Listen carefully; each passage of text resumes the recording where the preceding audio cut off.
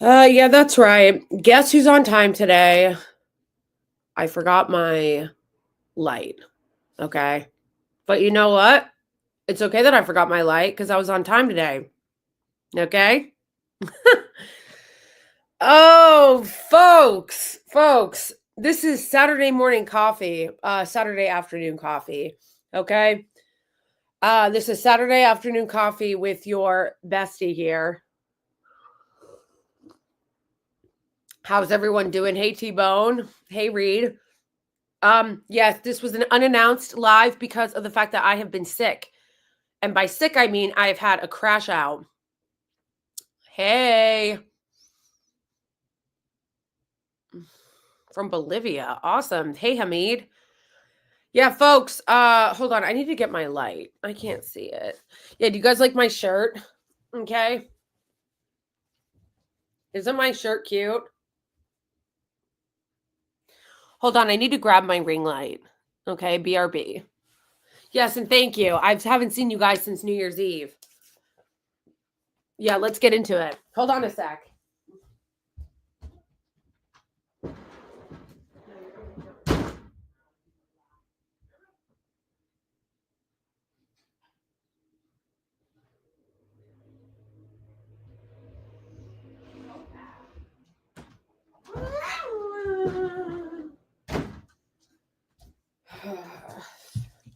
Anyway, thank you. I got it from TikTok Shop, before they ban it.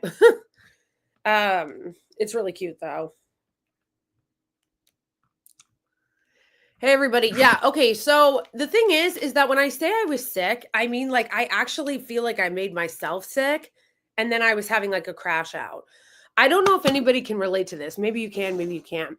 But this happens to me like every 6 months where I really just crash. I've eaten way too much fucking sugar, okay? Way too much candy. I end up going on this candy binge where it's like I eat nothing else, okay?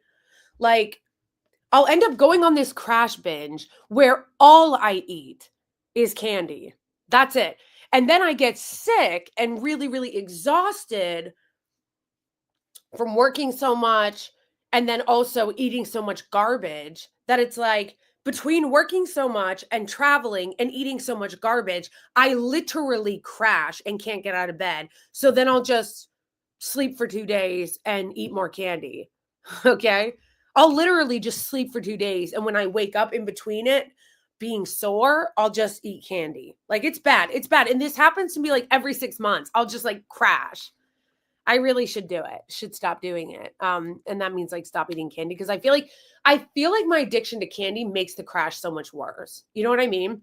Like I feel like my addiction to candy and the sugar withdrawal, um, my addiction to candy and the sugar withdrawal that I end up having when I'm crashing makes everything so much worse because I'm just like exhausted. I'm so exhausted. Like it makes me, I don't know if you guys feel this sometimes, like when you eat a lot of candy, you'll just like get really, really exhausted. That's what happens to me anyway. When I eat way too much sugar, way too much candy, I will fucking crash and it'll make me so exhausted. And the only thing I can do to alleviate it, guys, like, listen, the only thing I can do to alleviate the pain and the exhaustion is eat more candy and sleep. That's the only thing. Like when I go on these crashes like this, the only thing I can do to alleviate it is sleep and eat more candy and freeze pops. And freeze pops. I love freeze pops.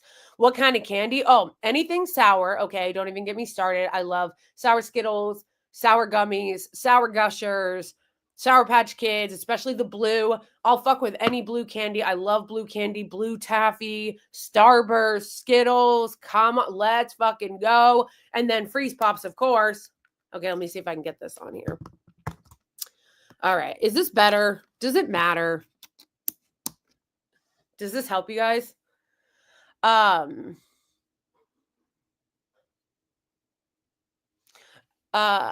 know. I'm so anyway, the point that I'm trying to make is that it's a really, really bad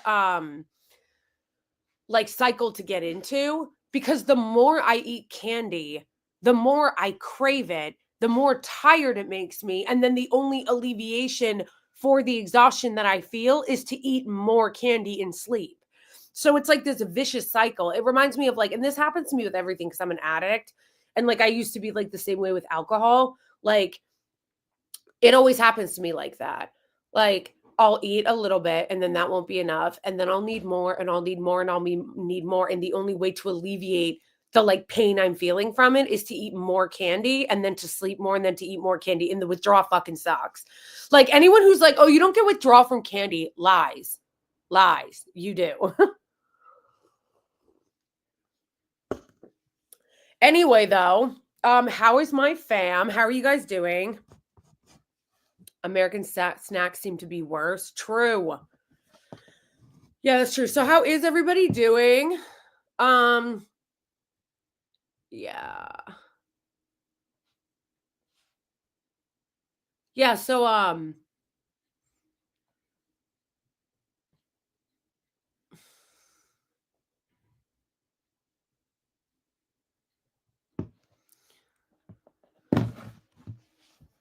everything is stupid. LA is on fire. I hope anybody that lives in LA is doing okay.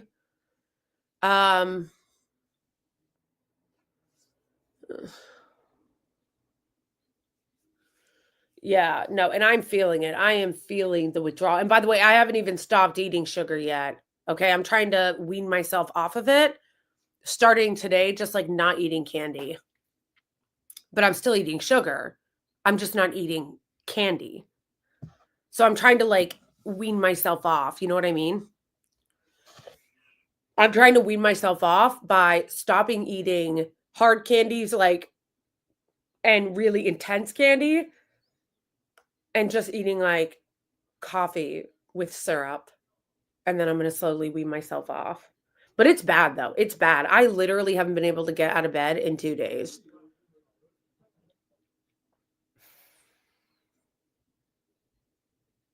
Because that's the thing, like I said, it's not just the it's not just the candy, which definitely the candy makes everything so much worse. It 100% does.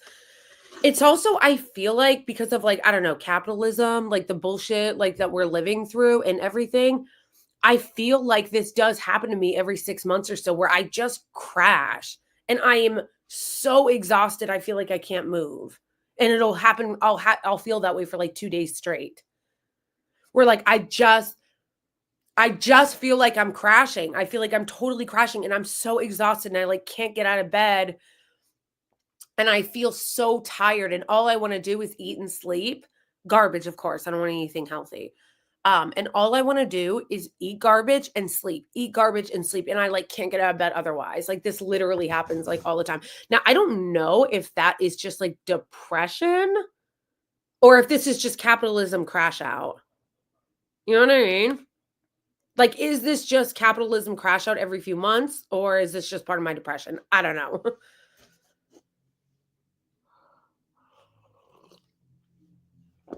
Oh, thanks, T-Bone. I'll look into that. Yeah. I know, right? I like how they're, yeah, where is our greatest ally? Where's the genocidal Israeli regime? I thought that they were our greatest ally. How come they're not helping with the fires? Actually, you know what's funny? Not only are they not helping with the fires, Biden just gave them $8 billion more. Okay? Biden just gave them $8 billion more. How does that help LA with the fires? Okay?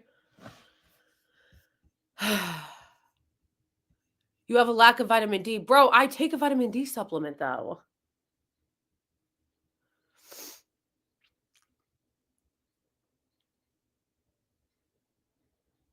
No, you know what I think a lot of it is? I think a lot of it is that I'm just an addict. So where a lot of people can have a little bit of sugar and then they can move on, I can't. It starts out regular and then it gets more and more out of control as time goes on. Like I'll start out being like, "Oh yeah, I'm just going to have like a popsicle here and there. I'm just going to have a Snickers, I'm just going to have a little bit of Sour Patch Kids. I'm just going to have a little bit of Sour Straws." And then that I'm just going to have a little turns into I'm eating it all the time turns into, oh, but it's Christmas, so I'm going to eat a lot more of it. Then turns into, it's all I want to eat. Then it turns into, I've crashed and I can't get out of bed. But when I do get out of bed, it's only to eat candy.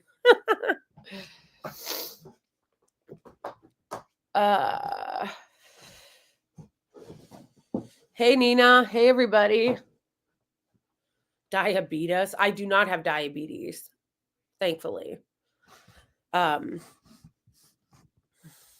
It's been a week, and unlike Obama, I don't have Trump whispering jokes to me. Yeah, ain't that some shit? Ain't that some shit?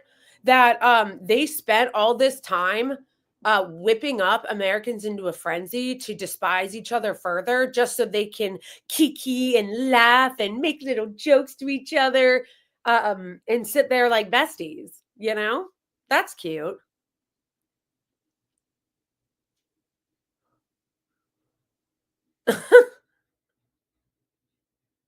Hey, hey, everybody joining. Those freeze pops are pretty good. They really are, though. They really are. I love freeze pops. I can't buy them because I'll eat the whole fucking thing in like a night and a half. Hi, Blakely. Do you know anything about Pakistan or... No, I really don't know a lot about Pakistan. Why? What's going on there? I really like your jumper. Oh, thank you. It's a sweater. It's a sweater that I got from TikTok Shop. Has anyone have heard of Clarmageddon? Oh, are you talking about that song Carmageddon by that like Australian singer / doctor? Because if you are, yes, I really like that song. I was like, based. She's cool. She's like a singer and a writer and a doctor, which is kind of cool. I think it's kind of cool because fuck record labels, okay? Record labels are all Zionist trash, like genuinely. And yeah, she's also a doctor, which is amazing. And I really like that because I think she got signed by someone and then her label dropped her because she spoke out about Palestine. She wouldn't change the lyrics to one of her songs or to that song. And I love that because people need to wake up and realize that those companies only have as much power as people give them. And they're becoming more and more obsolete. Like it used to be that those companies had so much power because they would put all the money behind you. They don't even do that anymore. So what is their purpose? Like it used to be, excuse me. It used to be that you wanted a record deal. Okay. Like this is how I feel about it too, as somebody who makes music as an artist.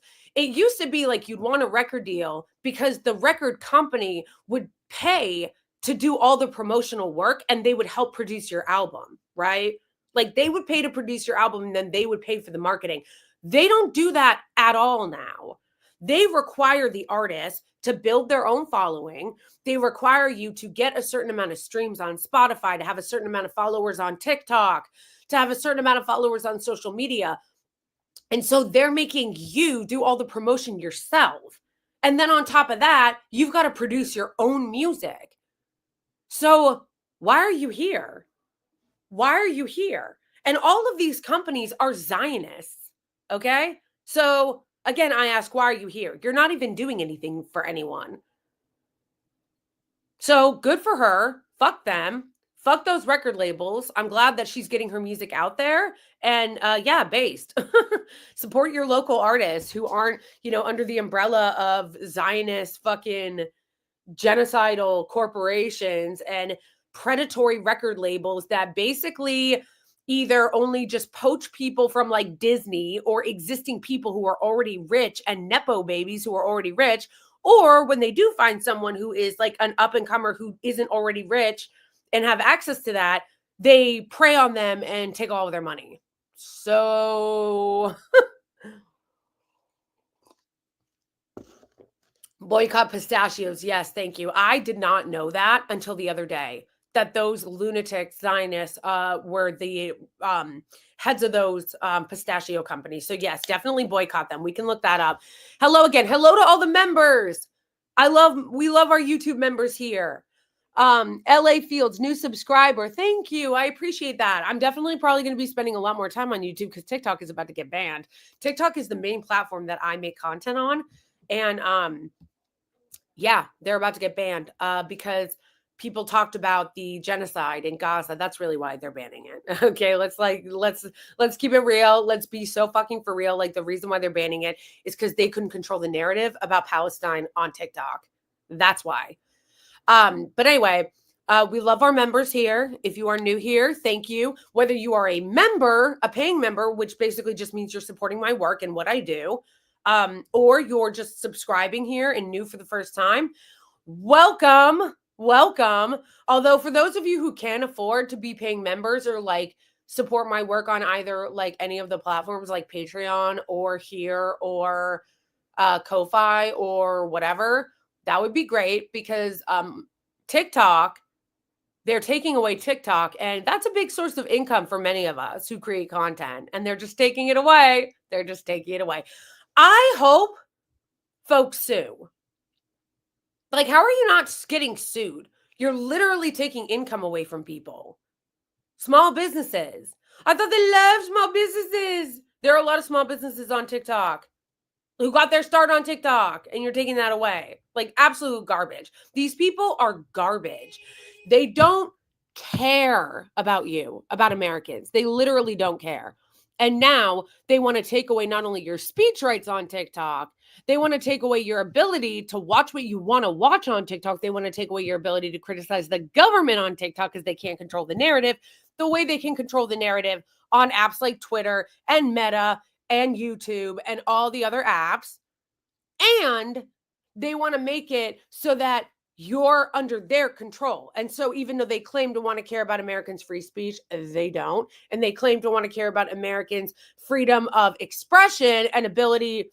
They're always like, we love small businesses, but you don't, because you're literally making it so that 170 million people are on TikTok. Millions of people have their small businesses on there. Millions of people like me who are content creators get income from that app. And you're taking all of that away. Absolute garbage.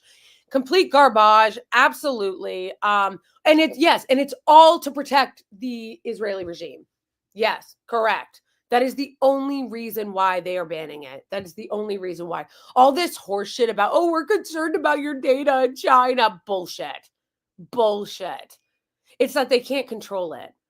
They can't control it. Okay? And they literally want Americans to be so desperate. That's the other thing. No one, like, when people, I've seen people cheer that TikTok is going to get banned because people like me supplement our income on there, which is such a trash bag move because most people are not getting rich off TikTok, okay? Most of us are just making the bare minimum to supplement our income from other ways that we get income.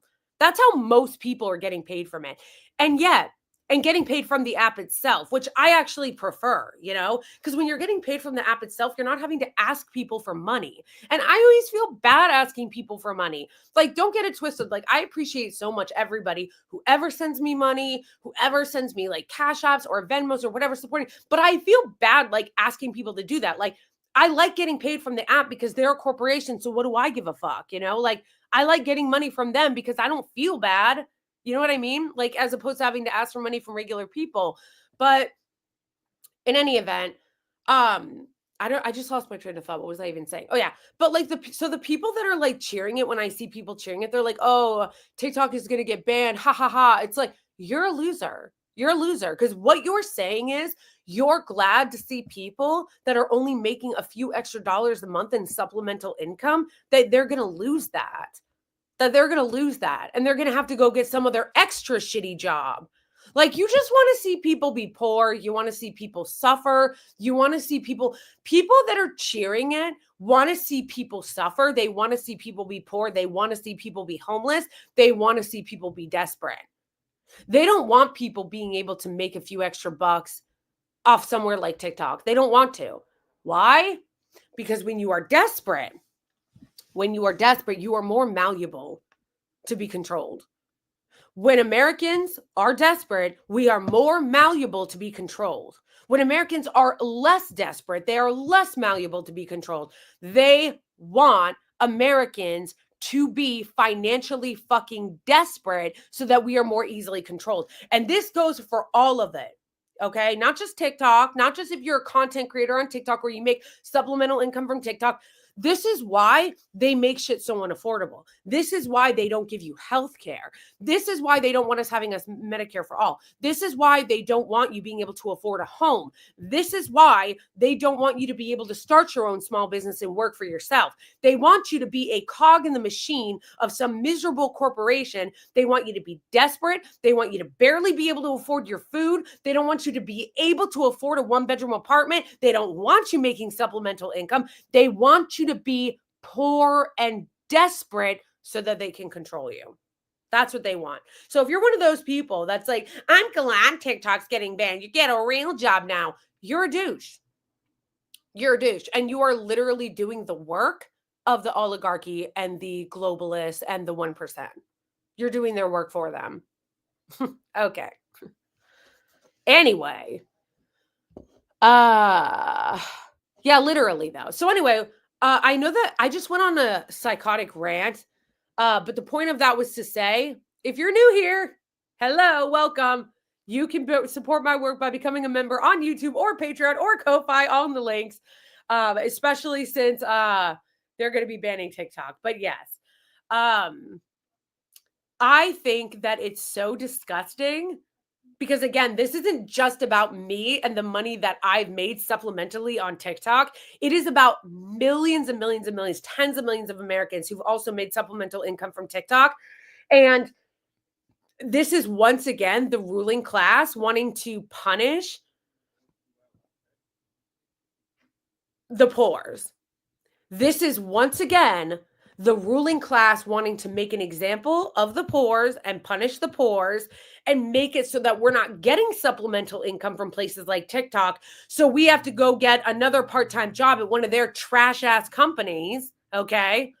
And be so desperate. Okay, because they want two things, like I just said in that whole rant. They want you to be desperate. They want people to either have to go get that supplemental income working for one of their trash ass companies that pay nothing and give no benefits, or they want you to have no supplemental income so that you are very desperate to take anything. This is how, you guys, they've destroyed the social contract. And they're doing it every single day. Every single day they're doing it. And they just don't want people to notice that they keep doing it further and further every single day, destroying the social contract. The social contract was, you're a good citizen, you obey the laws, you pay your taxes, and you're supposed to live in this society and get shit from it. They broke that. They've broken that contract because you don't get shit. You don't get protected when crimes are committed against you. You can't afford a house. You can't afford to send your kids to college. You can't afford to get anything nice for yourself, to go on a vacation. Now they're taking away TikTok or any other way for people to make supplemental income. They're forcing everybody to get on fucking OnlyFans. They're taking away OnlyFans, which is also run by a Zionist, incidentally. And then they're turning around and telling you that you can't have anything, but you got to keep paying taxes even if you lose your house in a fire or in a flood. And if you lose your house in a fire or a flood, you're not going to get help for that because they won't insure you. You can't have health care.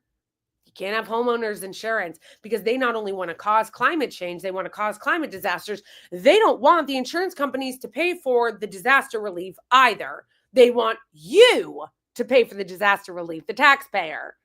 So the insurance that you already paid for, they don't want to use to give you relief after a fire in the same way that you pay into health insurance. And then when you actually need it, they go JK. This is a joke. This is a joke. So you pay taxes into these systems like healthcare, like homeowners insurance. And then when shit gets destroyed from like climate change, okay, and poor decisions that the politicians make managing the state, they turn around and go, sorry, your insurance isn't good here.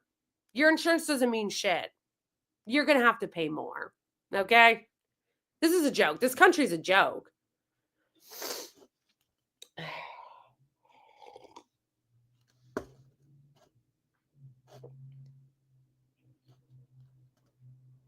Any happy news? Did I watch the Musk Wydell interview? No, what is that? Yeah, no, it's actually enraging. I know we're only 11 days into the new year, but it's actually enraging. We are 11 days into the new year and LA is on fire. They're not helping them. They're not helping them. They're banning TikTok so that people can't spread information the way that they've wanted to spread information or talk about the Israeli regime or talk about what the Israeli regime is doing or our government. It's not just the Israeli regime, it's also any criticism of our government that is not state sanctioned or approved. Any criticism of our government that is not approved by the already powers that be that the feds can have like a full hand in. And we're only 11 days in.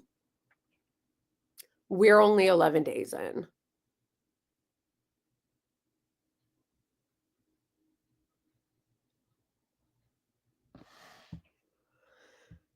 The leader.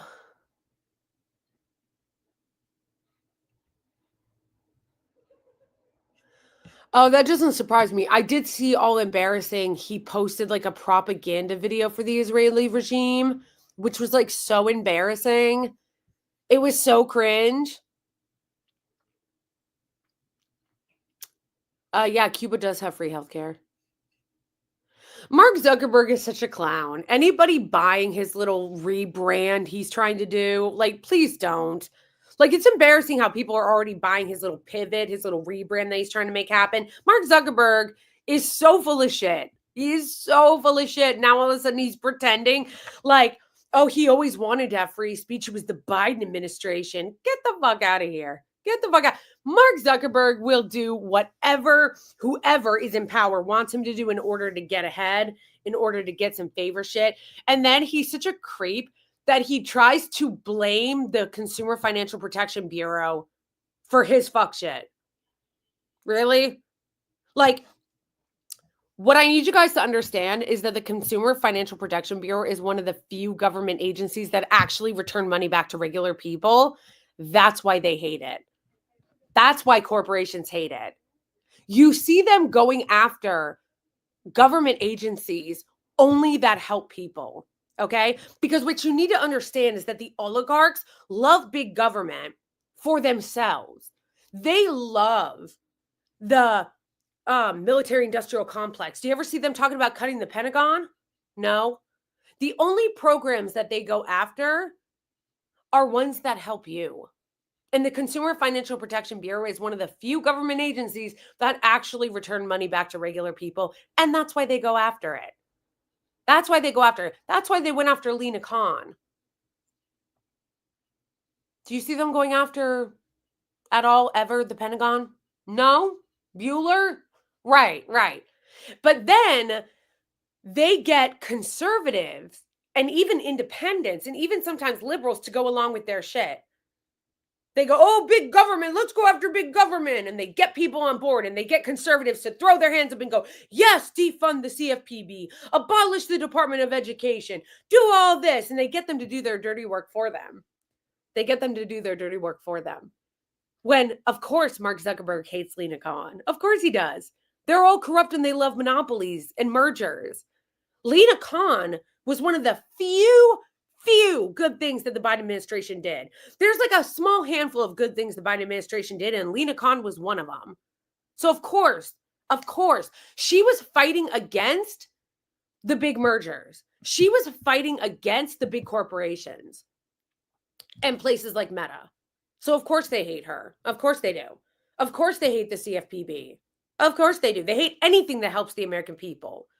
And of course, people are, you know what really drives me crazy about people is people's memory of a fucking goldfish and how people don't ever hold people accountable. Because remember, before the election, we were talking about Lena Khan and how she's been one of the very good aspects of Biden's administration holding corporations and big fucking corporations accountable and taking on mergers and filing lawsuits against these companies.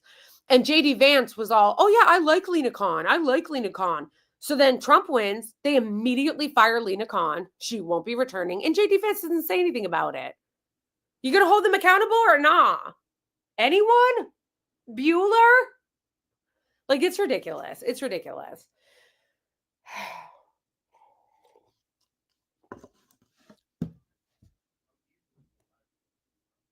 Yeah, you guys noticed that the hacks, like, Libs of TikTok, that stupid fucking account that blocked me because she's a weak ass bitch, um, that she keeps tweeting about Ukraine getting the money. Yep, Mark Cuban did tell Kamala to get her out. Yep. Okay, but did you guys notice that, oh, I just lost my train of thought. What was I gonna say?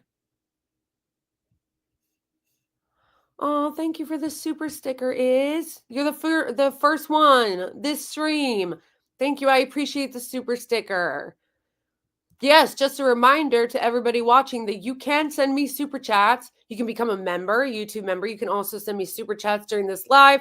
This just helps support my channel. Thank you so much, Um, oh yeah, that's what I was gonna say. That bitch, that hack, the libs of TikTok talk loser, Chai Reichik, she loves to tweet about how we're giving money to Ukraine. Oh, money to Ukraine, said the American people.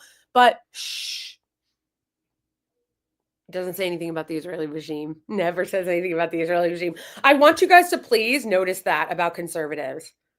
Please notice that about conservatives. They love to call out the money we give to Ukraine, but they never want to talk about the Israeli regime. Never. They no, no, don't want to talk about that because they're fucking simps. They're all fake. It's all America first. No, they should change MAGA to MEGA, make Israel great again, because that's what that is. Okay.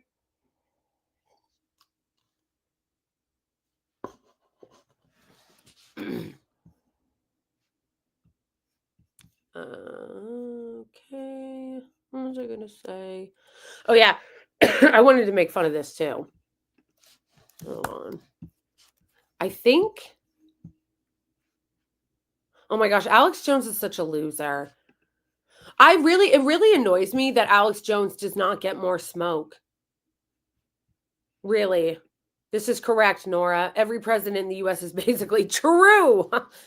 For real though. Okay, but most Zionists are Christians, correct. And because they're morons and they don't actually understand anything the Bible says. Thank you, Henry, for the super chat. Guillotine. True. Like, for real though. Thank you, Henry. Yeah, at a certain point. Oh yeah, I remember seeing this, Donald, that Taylor Lorenz interviewed Rychik, and Rychik has thought she was being all cute because she thought she was being all clever because she wore like a shirt making fun of Taylor Lorenz, when Chaya Rychik is so boring and uncharismatic. This bitch has the personality of drying paint on a rainy day. Like, and the idea that she thought she was being cute and clever, like, bro. No, there's a reason why she's got to hide a lot behind the loser libs of TikTok account, because she has zero negative charisma.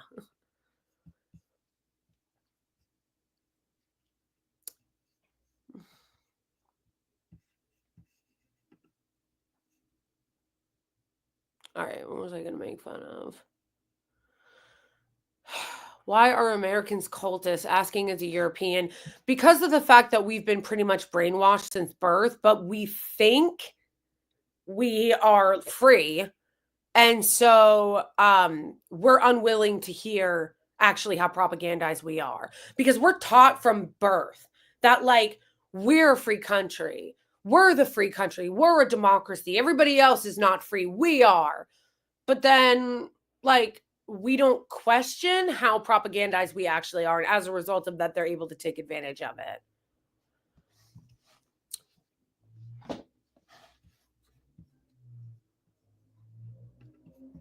Oh my gosh, Alex Jones, though, is such a loser. That's another thing that really bothers me. Can somebody please explain to me why Alex Jones is not getting more smoke? Alex Jones is such a loser. How come he's not getting more smoke from people? He's such a fraud. Everybody should be dogpiling him. Everyone. This bitch went from everything's a deep state, everyone's a globalist, everything's a conspiracy theory, everyone is a global elite I'm exposed to, oh my gosh, I love Elon Musk. Can I lick your feet? Can I lick your feet? Actually, the globalist, Elon Musk, The billionaire Elon Musk, the one who wants to put microchips in your brain, he's actually the one fighting the deep state. Like, it's so pathetic. It's so transparent. As a 6-year-old Brit, thanks for saying it as it is. Yeah, I think that a lot of people don't understand that, because I think that people don't understand that. Oh, thanks, Grap in time. People don't understand that. I just feel like also, like, as Americans, we're very, like, chauvinistic. So we're not only brainwashed since birth, we're also told that, like, it's harder to kind of deprogram someone from propaganda when you're always telling them that they're the ones above it, right? Like, I feel like in England or like the UK or places that have like a longer history than the US, they've kind of been through some of that. They kind of know a lot of their leaders are corrupt. They've been through a lot of the bullshit. Americans, we're so high on our own supply and we're so chauvinistic that there isn't room to correct us. Like, I feel like British people and French people are more self-deprecating. Like, you guys will be like, yeah, we got fucked over. Yeah, we fucked this up because you've had a lot of experience. Whereas opposed to like Americans, where we think we're so exceptional, we think we're above the fray, we think we're the smartest, we think that we're the freest. And so we're not open to listening to critique from other people. We're like, no, we know everything. No, we know everything. Having no idea that we're like one of the most propagandized countries in the entire fucking world. We just don't know it. It's like embarrassing.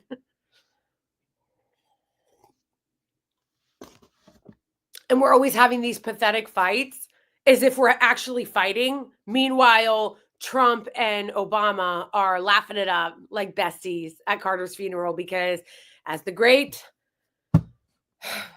George Carlin once said, it's a big club and you ain't in it.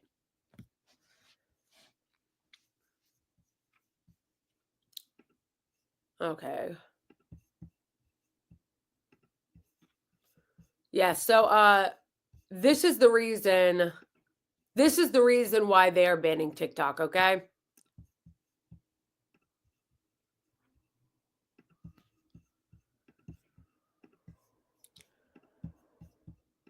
This is why. The US views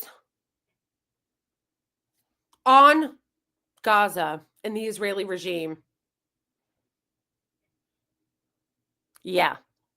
Because when you look at their tags, no one's buying the Israeli regime's bullshit, and people stand with Palestine. And people were getting information from TikTok about Palestine and the truth. And also, the Israelis were not doing themselves any favors on TikTok. Probably over half of the deranged shit that has come out that would make you understandably hate the Israelis, the Israeli regime, and think they're lunatics came from their own TikToks. No one forced them to put that deranged shit online, right? Like, no Israeli were helping their own cause by putting genocidal deranged shit on TikTok that they put on there themselves. That's the real reason. Oh, thank you so much, Allison, for the super chat. I really appreciate it. I think it's Paris where trash collectors go on strike every year just to remind everyone they are needed. I would love to see that here in jobs where people don't think workers deserve a living wage. That's such a good point, Allison. That's such a good point. Thank you again for the super chat. Yeah, we don't do any of that here. We don't do any of that. Honestly, I made a video about this earlier that we actually just let them screw us over. And I'm just wondering at a certain point when Americans are going to get sick of it. I think it's so great that the French do that the French are like, nah, we're going to go on strike because fuck you. Like, it's pretty cool. And I think that it's crazy to me how much Americans are willing to put up with. And I think that it makes me sad that we still aren't getting it, that we're still not getting it. And I wonder how much more America is going to have to suffer, or how much more Americans are going to have to suffer before they start putting two and two together. Because what will ultimately radicalize people are their experiences. The more people lose their shit from climate catastrophes, the more people, because you know what? You can only lie to the people for so long before they have to believe their lying eyes. You see conservatives all over Twitter right now being like, no, it's not climate change. It's not climate change. It's not climate change. You know, you can only lie to people for so long before they have to believe their lying eyes. And people see that climate change is real and contributing to these things. And it's because of corporations and billionaires like the sickos in the pistachio farming business that are purchasing water that are making people unhoused. It's things like that creep ass Zionist family and places, corporations like Nestle, okay? Evil corporations like Nestle, evil corporations like Chevron, making it impossible for people to be able to live and get basic needs like water. And that is the only way that Americans, I fear, are going to learn, is that they're going to have to continue to suffer. More Americans are going to have to become homeless. More Americans are going to have to suffer climate catastrophes, get fired from their jobs, have their free speech rights taken away until they finally wake up. That is the only way more Americans are going to wake up. They're going to end up getting radicalized by the empire collapsing, because the empire has been able to keep Americans lulled long enough to never fight for anything because they give us just enough crumbs. They give the American people just enough crumbs, just enough Netflix to keep us anesthetized. Just enough. But they're taking that away more and more. They're taking it away more and more. And as they take it away more, and as they take things away, like more of your free speech rights and your right to protest and apps like TikTok and health insurance and homeowners insurance, the more they take from you, the more and more and more they take. Eventually, unfortunately, I think it's going to have to get really bad for a lot of Americans for them to finally be radicalized. It is going to take a lot more, unfortunately, pain and suffering of the American people before enough of us wake up and actually start fighting back. Thank you, Zaid, so much for the super chat. From the river to the sea. Correct. Free Palestine. Thank you so much for the super chat. Thank you so much, Travel DZ, for the super chat. It's a war between the rich and the poor. Exactly. Exactly. It is a war between the elites, the owners of this country and the world, and everyone else. Because this is what I want also other people to understand too, is that a lot of people act like when we say rich, we're talking about someone that has like $1 million. No, that's not who I'm talking about. I'm not talking about the person that has $1 million or has home equity in their home. Because you know what? A lot of those people just lost everything. There are people who lived in Pacific Palisades that maybe had $1.5 million because a lot of that equity was tied up in their home. Gone. Gone. I'm not even talking about millionaires. I'm talking about billionaires, elites, people who have so much money they couldn't spend in millions of lifetimes. I'm talking about greedy ass corporations that exploit people in order to nickel and dime them out of everything that they have. I think a lot of people don't really truly understand the gulf between a millionaire and a billionaire.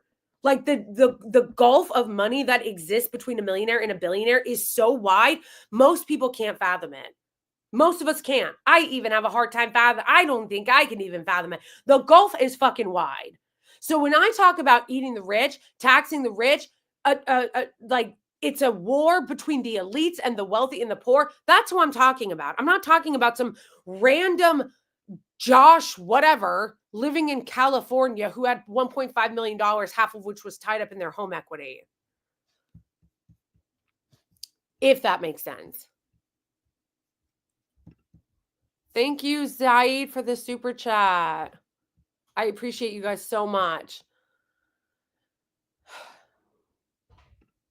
Thank you so much, Marvin, for the super chat. Enjoy your truth rant. Stay passionate. Thank you. I know. And I'm sorry I'm sounding a little crappy today because I haven't been feeling well. I talked earlier on stream about how I basically like set myself into a crash out. Could you inform us before starting the live? I know. I'm sorry, Zaid. I wasn't actually going to go live today. I just realized that I hadn't gone live since the beginning of the year. And I always go live usually twice a week. So I was like, oh my gosh, I can't believe I haven't gone live. And I've been sick and sleeping the last couple of days. So I was like, I need to jump on. I need to go live with the fam. So yes, I am going to. I think what I'm going to do, I think we decided on Monday and Thursday. It was either Tuesday and Thursday or Monday and Thursday that I decided I was going to do my weekly lives. I think. Because that was one of my New Year's goals, was that I was going to get a set schedule for my live. That I wasn't going to just like, one of my goals this year was not just to do these kind of like haphazard lives where I just jump on with like no plan, which I've done a lot. One of my goals this year in 2025 was to actually do like consistent lives where I have a consistent time that I'm showing up. So yes, thank you. Thank you so much for the super sticker, Ease. I love you guys. You're so sweet. I have changed my position on Trump. Wait. Palestine must. You have to be trolling, swipe left. Yeah, I think you're trolling. I've changed my position. Palestine should leave and give the land to the genocidal Israeli regime. Like, get out of here.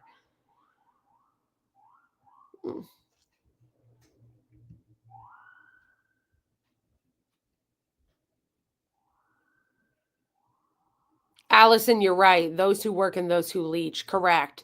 And that's the thing. Again, when it goes back to what I was saying earlier about Americans acting like they're not propagandized when we are. Americans have been brainwashed and propagandized into hating their fellow workers, and doing the work of the people fucking them over. Like the capitalist class, the oligarchs, the elite class that have been making your life hell, they have brainwashed Americans into defending them for that. Like they literally have brainwashed Americans into defending how they fuck them over. Like corporations are solely responsible for climate change, but they have somehow gotten regular Joe Schmo somewhere in fucking Tennessee to get online and start a fight with someone and go, fuck you, it's not climate change, while his house just got wiped off the map. Joe Schmo's in Tennessee had his house destroyed as a result of the effects of climate change, thanks to places like Chevron. And instead of holding Chevron accountable, instead of holding the oil companies accountable, he's yelling at his neighbor. He's yelling at his neighbor about how climate change isn't real. What do you guys call that? To me, I call that successful brainwashing. An American being successfully brainwashed and propagandized into defending their oppressors. Americans have been successfully brainwashed and successfully propagandized into defending the exact systems and corporations and elite class that keep them down. Every time. Hope everyone in California, I know, I hope they're okay too. And you know what, guys, really breaks my heart about that is that I think about the animals, like the cats and the dogs, and I hope nobody left their animals behind. That like breaks my heart so much when I see that. Like people who will leave their animals behind. Like I can't. What do I think of Greenland? I think it's a stupid conversation because when was that the conversation? Did Trump run on buying Greenland? No? Yeah, that's what I thought. He didn't run on that. So why are we talking about that? You want to talk about a convenient distraction? Who gives a shit about Greenland?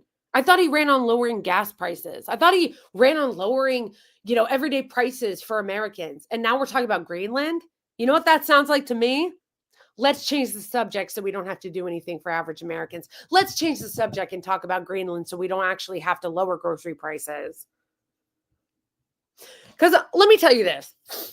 Do you think Americans who are struggling with affording groceries, childcare, gas, food, college, housing, do you think they give a fuck about Greenland? Yeah, no. No, we don't.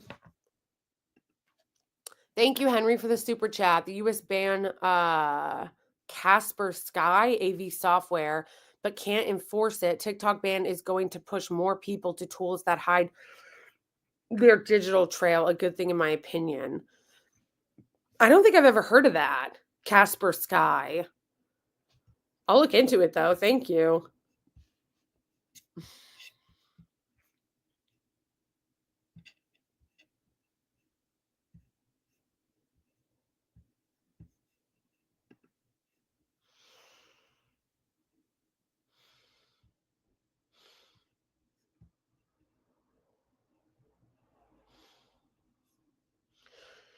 I just think that what's ridiculous is that why are we talking about Greenland? It's such a it's such a distraction. Did Trump run on annexing Greenland? Buying it? Whatever? Like, it's such a distraction.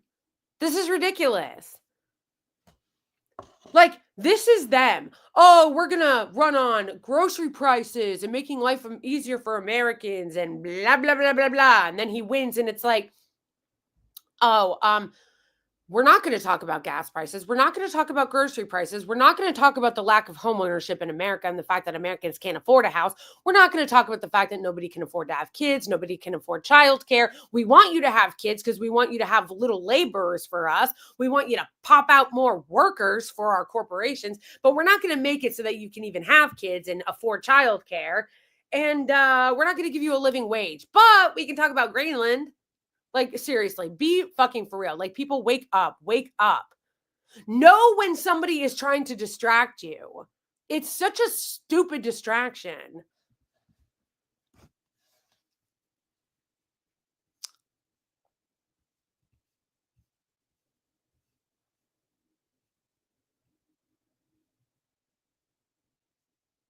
The real question you should be asking yourself when they talk about Greenland is what are they trying to distract from? That should be your question. When they're talking about Greenland all of a sudden, when they didn't care about that before the election, they never talked about that before the election. You should ask yourself, what are they trying to distract from? How come we didn't hear about Greenland before the election? What do they not want to talk about?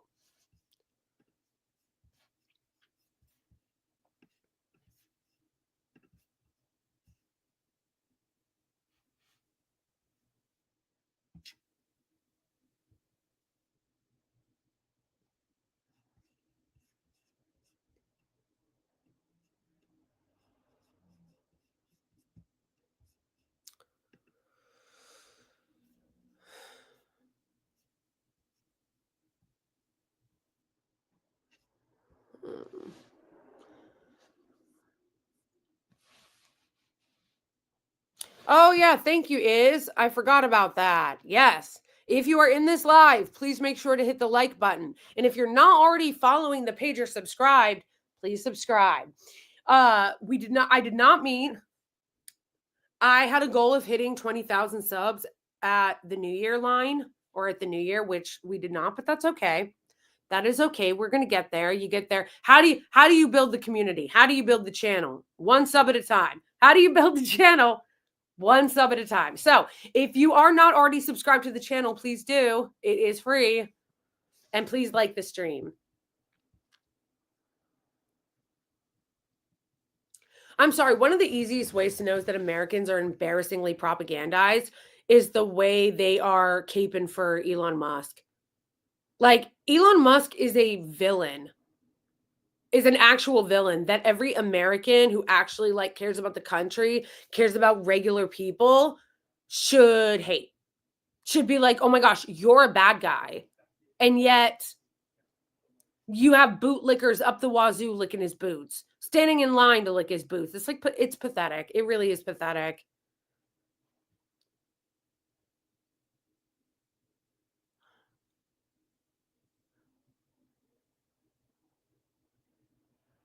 Our far right party is supported by Musk. He keeps trying to yeah, that doesn't surprise me that he is caping for the far right. It really doesn't. I mean, didn't you guys see that he just put that embarrassing video of like doing propaganda for the Israeli regime on his Twitter? It was like so embarrassing. And he got like ratioed by that one conspiracy theorist.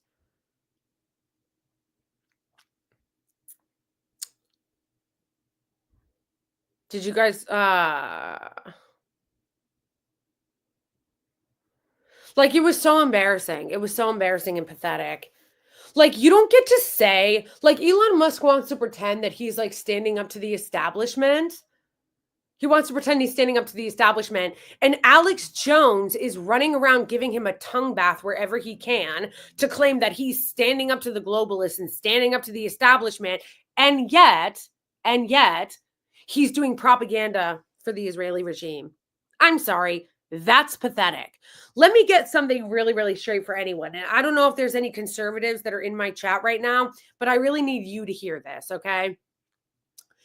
If you are licking the boots of people that are in the Israeli regime or defending the genocidal Israeli regime, you are not a truth teller. You are not taking on the establishment. You are not taking on the elites or the globalists. You're a bootlicker and a pathetic simp and servant for said establishment. Period.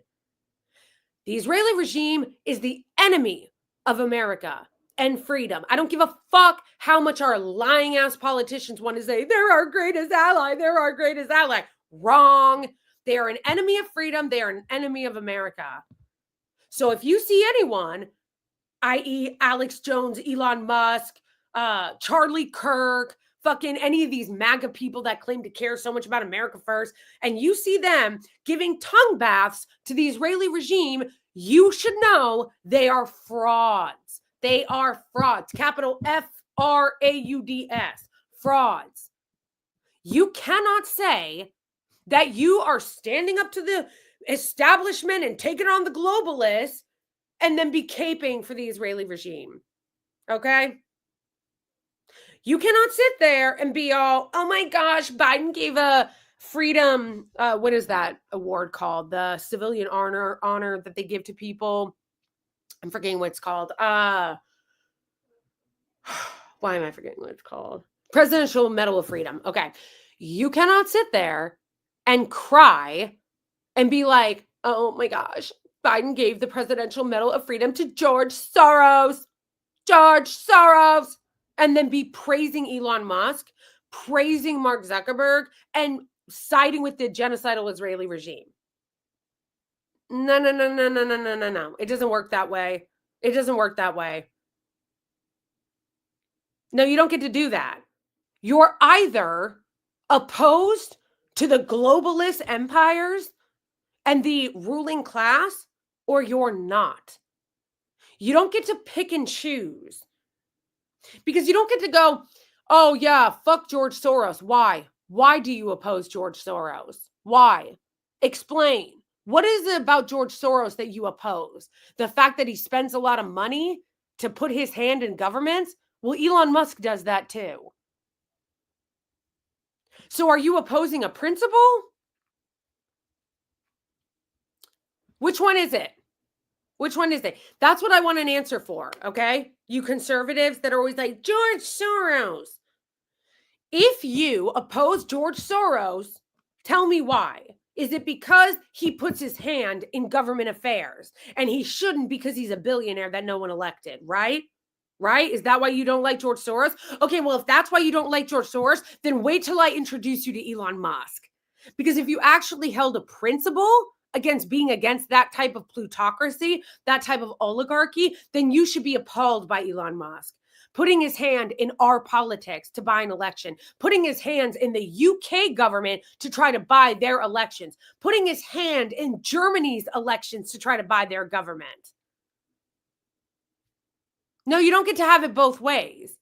You either oppose plutocracy and oligarchy, therefore you can be appalled by people like Elon Musk or George Soros, or you don't oppose it at all.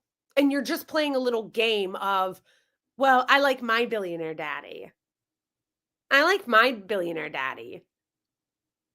So just admit, this is how you know. If somebody claims to oppose globalism or like the powers that be, the elites, and they'll go off about George Soros, but they won't go off about Elon Musk, just know they're frauds. Know they're frauds with no principles. I'm looking at you, Alex Jones, absolute fraud with no principles. Because if you really, really oppose the oligarchy and the plutocracy and the powers that be and the fucking globalists, then you would hate all of them. You would have smoke for all of them. You would oppose all of them on principle, but Elon Musk doesn't. He hates George Soros. I mean, not Elon Musk, Alex Jones. He hates George Soros, but he licks the feet of Elon Musk, who does the exact same thing. Elon Musk does the exact same thing Soros does. Pick a struggle. And it's really getting on my nerves that more people are not noticing what a fraud Alex Jones is. I mean this genuinely. Can some of you guys not tell when someone's a fraud? Like I'm genuinely wanting to know. How do you guys not notice when someone is a fucking fraud?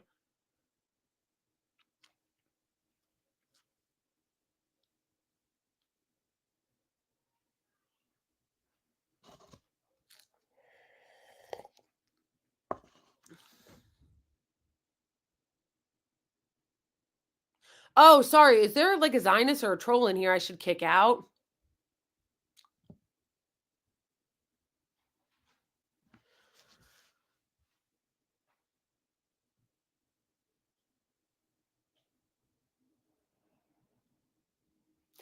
That is a good point, working class cook. That is a good point. I understand that sometimes it is easy for people to get hoodwinked by people, but there are certain things that I feel like are super obvious that people should see. Like to me, I feel like it's really obvious that Alex Jones is a fraud. Like I don't understand how people.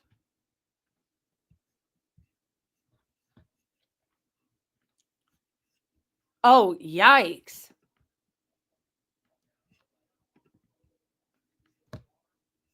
All right, guys, sorry, I just kicked him out. I kicked out swipe left.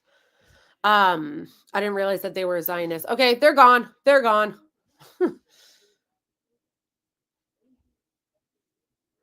That is a good point. I would say don't ban people. I can handle trolls or Zionists. I think it depends because some people are just being super annoying.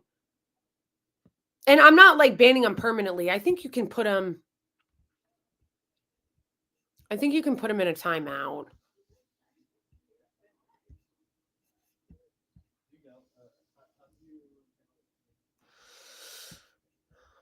Also, it's very annoying when somebody is like ultra trolling and not contributing to the conversation at all. And they're just being annoying. They're just trying to be contrarian.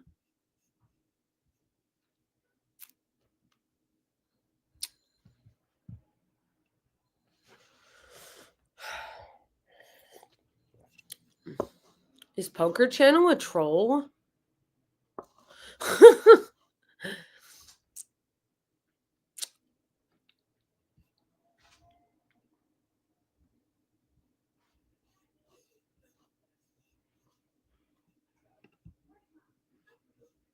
Oh, I see. Okay, I felt like there was something else we were gonna Alan.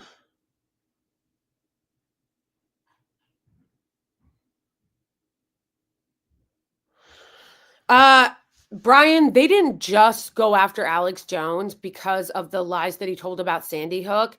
It was the fact that he wouldn't stop harassing the families. And so he got sued, as his ass deserved to be. Like he deserved to get sued. If you're going to be harassing people's families like that and sicking your audience to harass their families and their dead children, then be able to take the heat, be able to take the lawsuit. And please, Brian, do not tell me that you actually don't see the fact that Alex Jones is a huge fraud. Please do not tell me that you're not able to see that.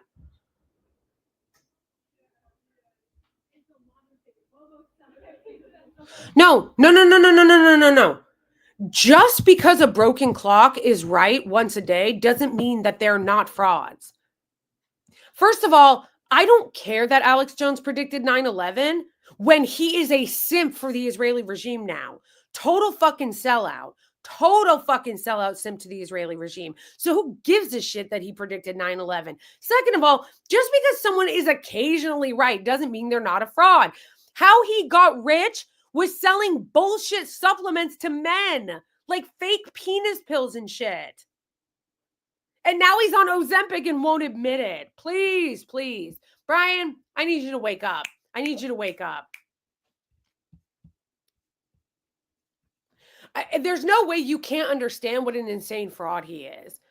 This bitch got rich off of selling bullshit supplements to people and terrorizing Sandy Hook families. And now he's on Ozempic. and licking the feet of the richest man in the world when he claims to oppose the globalists and oppose the New World Order, but he's licking the boots of someone who wants to put a microchip in your brain and is trying to interfere with elections across the world. And then on top of that, he's on Ozempic and won't admit it. Please, please.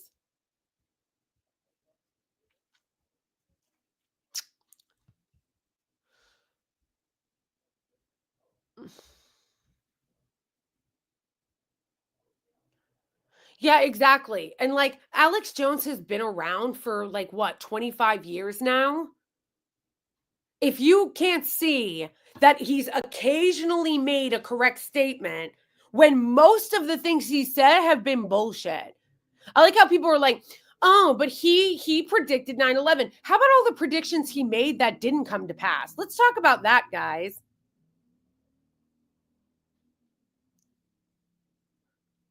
Let's talk about that. Let's talk about all the predictions he made that didn't come to pass.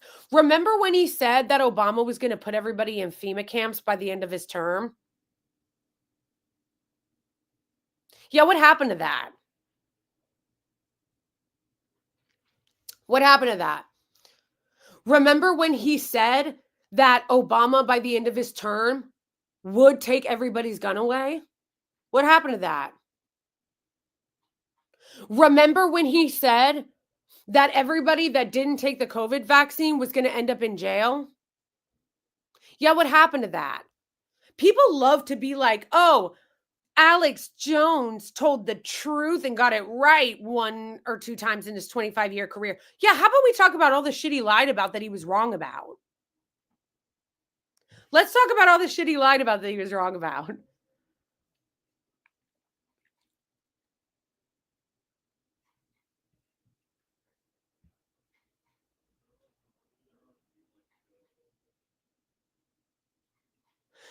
Uh, I'm not telling you who to watch.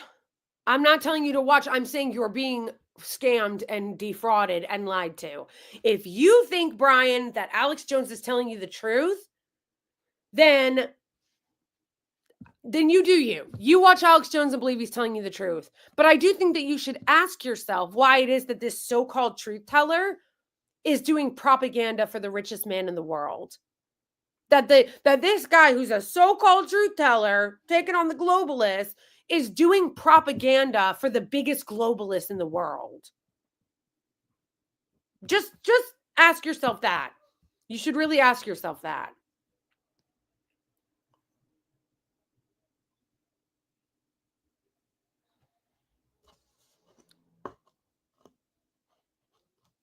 Yeah, 100%. Like I said, the Alex Jones defenders always want to be like, yeah, well, he predicted 9/11. It's like, yeah, do you really want me to whip out the list of every single ridiculous thing he said that didn't come true?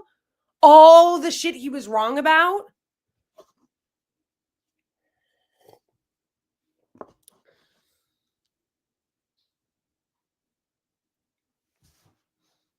Anyway, whatever. Brian, I hope that eventually you learn that he's a big liar. Like, hopefully you learn that, you know. I don't know why more people are not getting hip to the fraud. You know what I mean? Like, I don't know why more people are not getting hip to the fraud. Oh, I'm taking on the globalists. I love you, Daddy Elon. I love you, Daddy Elon.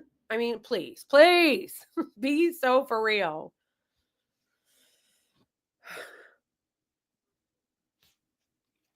And I'll never accept people like Alex Jones because actually Brian said something earlier like, oh, this is how they pit us against each other.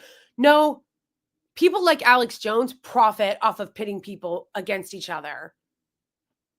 That's how people like Alex Jones make their money. He pits Americans against each other by telling people like, "Oh, your actual enemy is your neighbor. Your actual enemy is the unhoused person. Your actual enemy is the undocumented immigrant." And the reason why Alex Jones does that, why he pits regular Americans against each other is because he doesn't want to challenge capital. Because one thing you will notice is that Alex Jones will never challenge capital. They never challenge the oligarchs or the plutocracy. They will create every single conspiracy that you can think of, but they will never challenge capital. And that's how you know they're frauds. You also know Alex Jones is a fraud on the way he flipped on the Israeli regime. He used to be anti-Israeli regime, and then he flipped his switch like a little bitch because he wants to make money from the Zionists. No one should trust him. Literally no one.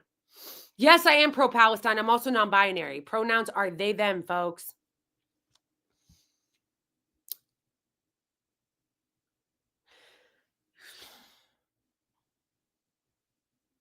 Yeah, the problem is too is that there are honestly not enough people on the left in media. The media space online, maybe before online we had radio, it's always dominated by right-wingers, and they always position themselves to be victims when they're not. Like, that's always how it goes. All of media, online media, the podcast space, you go and look at the top 10 podcasts, they're all right-wing podcasts. It is dominated by the right wing, and the right wing always positions themselves as being victims and being like they're not in the majority when they are.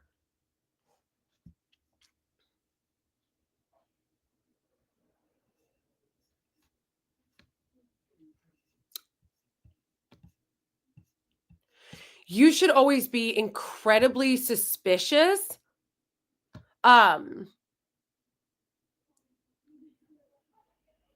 No, Brian, he is purposely trying to lie to you because of the fact that he flipped on the Israeli regime. So now he's doing full propaganda for the Israeli regime. And the fact that he worships Elon Musk now. Honestly, I don't know how that's not a huge fucking red flag to you guys. Like anybody that listens to Alex Jones, that should be a massive red flag.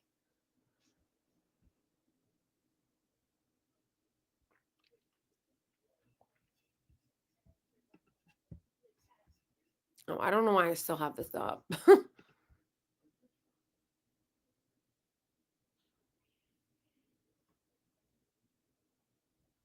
Like, he's such a fraud. Alex Jones is live right now. Breaking. Elon Musk declares the woke mind virus dead. Like, oh my gosh, it's so pathetic. It's like a constant tongue bath he's giving him. What a fucking loser. Seriously, though, what? You are a fucking loser.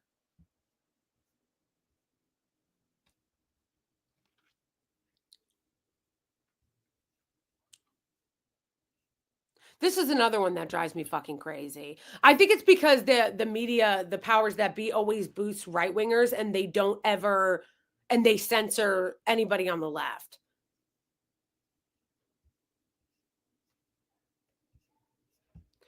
You will know someone by how they. You will know someone by who they won't criticize. By who they won't criticize. Oh, yeah. I feel like everybody knows that Jordan Peterson is such a clown. He's such a clown. I can't believe anybody ever took him seriously.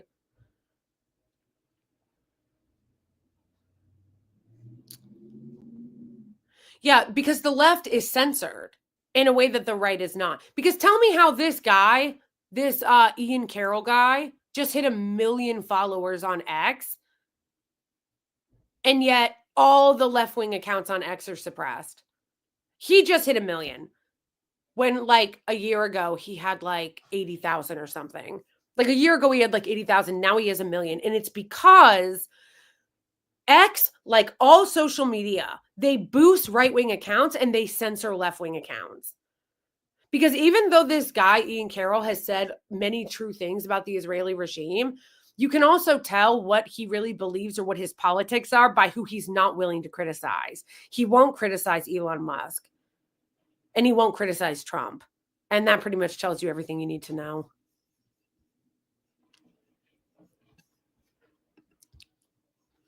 Always, that is one thing that you can always tell. Okay. That's something that you guys should always look for. Okay. When it comes to trying to know if somebody is scamming you or not, like this is like part of media literacy, is look at who they won't criticize.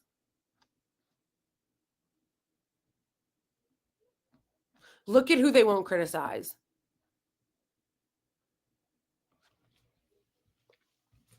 Look at who they won't criticize. Look at who they won't take on, especially people that make their name talking about being truth tellers and talking about taking on the establishment and taking on the powers that be. Always look for who they won't criticize.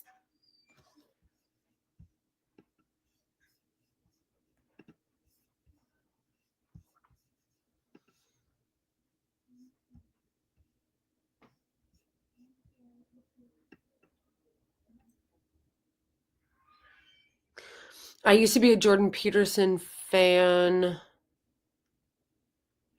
Yeah, Jordan Peterson is such a clown. He really is such a clown. Although I understand why some people like Jordan Peterson or why some people did, because I think that um yeah, they're all Zionist losers. I think that the reason why is because the left has abjectly failed on talking to men. Like abjectly failed on talking to men, and um they don't want to take seriously any accountability for that or address it. They don't.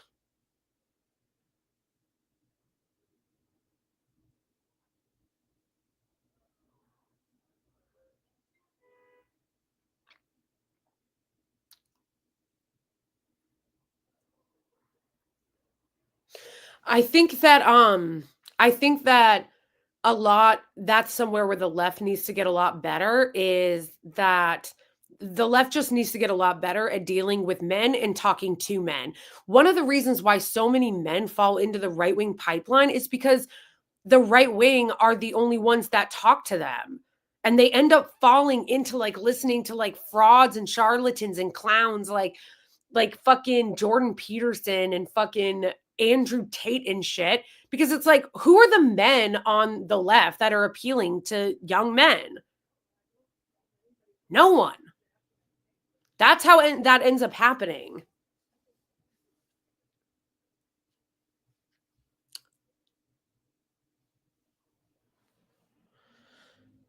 I don't actually think that it's just white men. I think that it's men in general. That's why you saw the Democrats lose a lot more men in this last election because the Democrats were in total cope mode and they were like, oh, it's just white men. It's just white men. And then they started losing Latino men.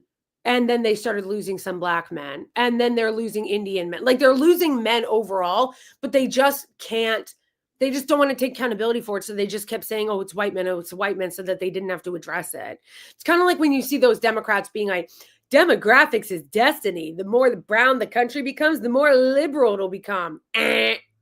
No, not true. No.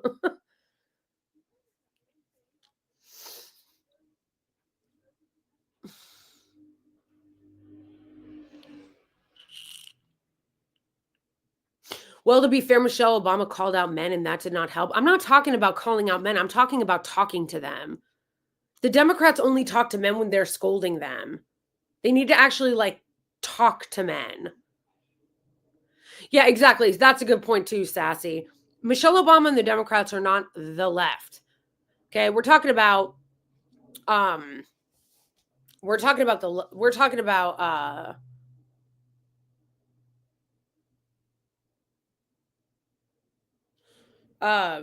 talking about just like appealing to men in general.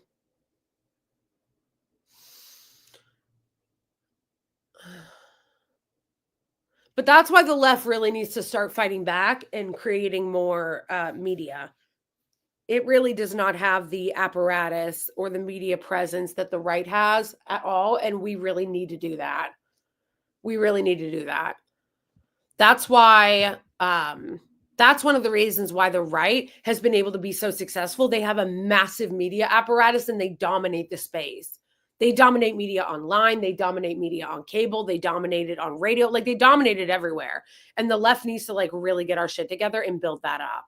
And when I say the left, I mean the left, not like the pod save bros in the Democratic establishment. I'm talking about the left. We need to build that shit up.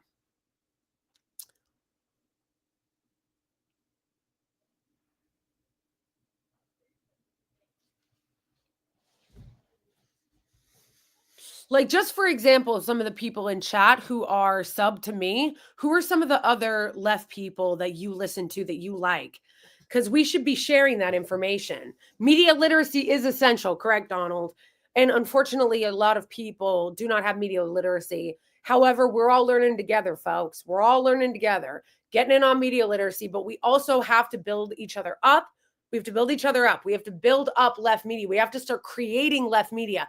And yes, it's going to be harder for us because we don't have the money they do. The right wing has an endless supply of money. And there's a simple reason for that. And that is because of capital. The right does not challenge capital interests. So they will get all the funding that they ever need for their media apparatuses. It's not that way on the left. Because the left actually challenges capital, they're never going to get the funding. And it's actually very simple if you think about it. Like, a billionaire is not going to come and fund a bunch of left shows that are talking about how billionaires' existence is unethical. That's not going to happen.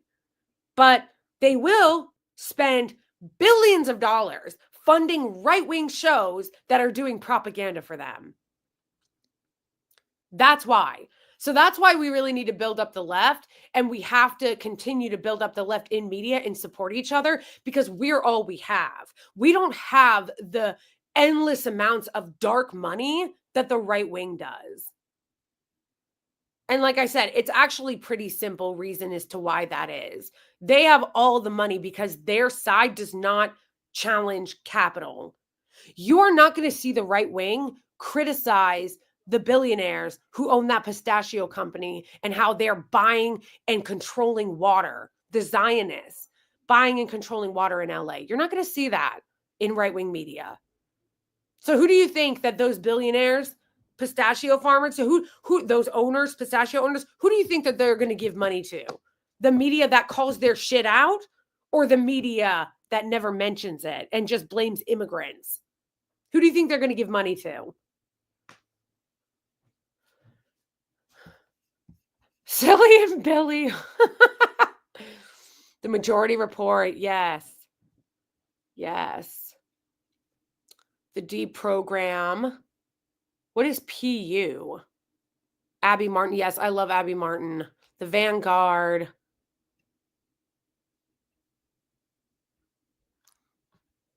Yes, but that's the reason why all you see, like, the left media always, like, relying on your support, you know, on the donations that you guys give us, the super chats, the memberships, because we have to rely on that because we don't get big, dark money like the right wing does. You don't, like, the right wing doesn't have to worry about money or, like, supporting their channels coming from regular people because they've got, like, the Wilkes brothers pouring tens of millions, hundreds of $1,000,000 into their shitty channels.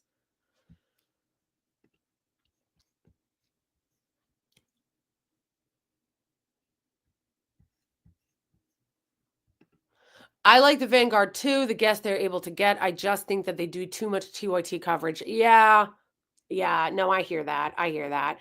They're a little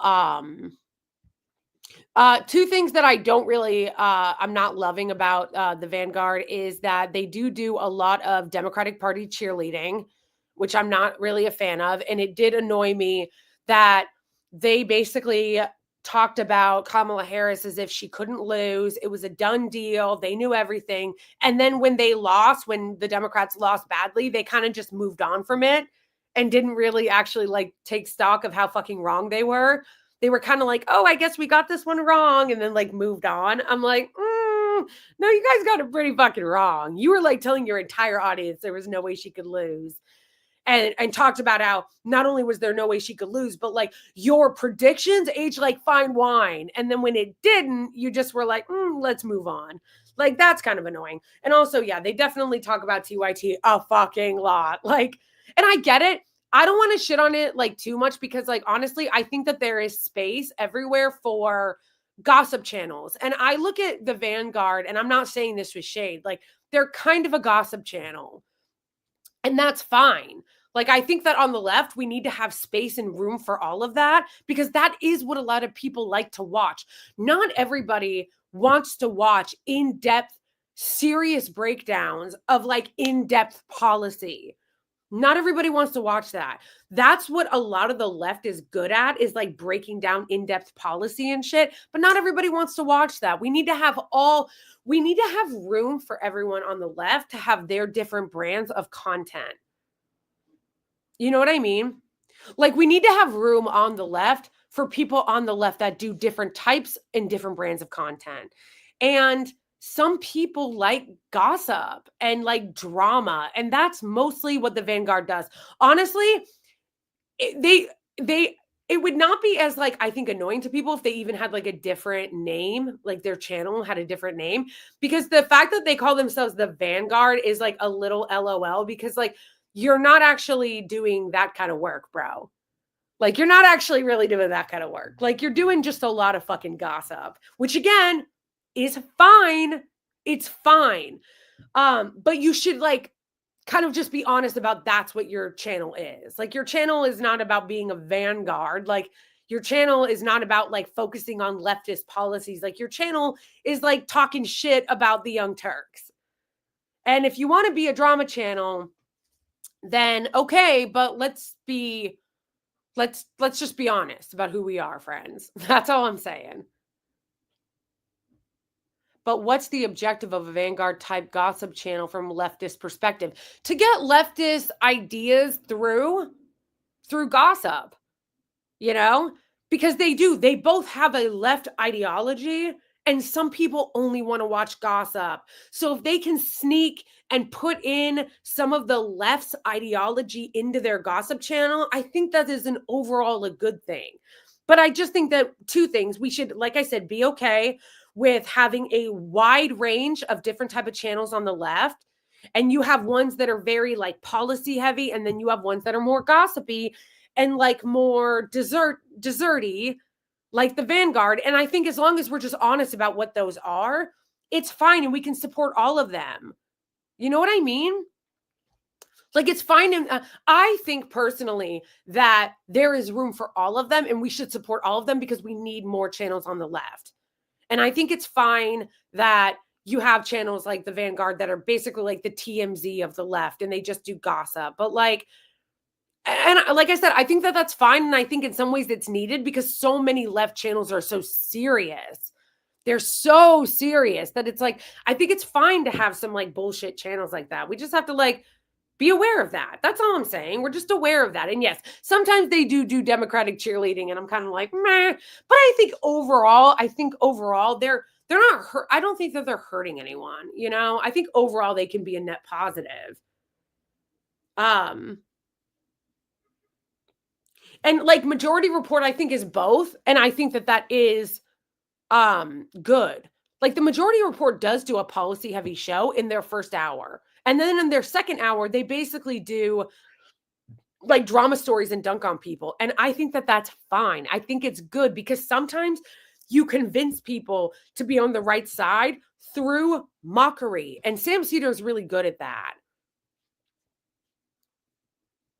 Like, Sam Cedar is really good at like convincing people to the left by making fun of people, and that's needed too. You know, I think all of these things are needed. I think the Majority Report is a good example of how you can talk about very serious policy, but then they also make content that is just like dunking on Republicans and making fun of them. And they get their point across of left messaging while using humor at the same time. And I think that that's good.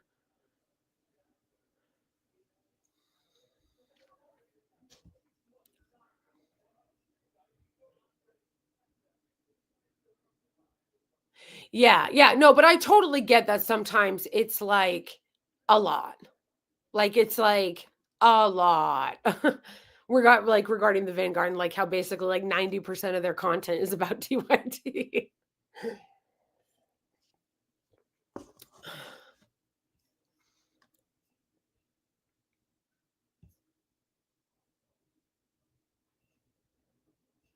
Wait, who did I feel like I just missed something.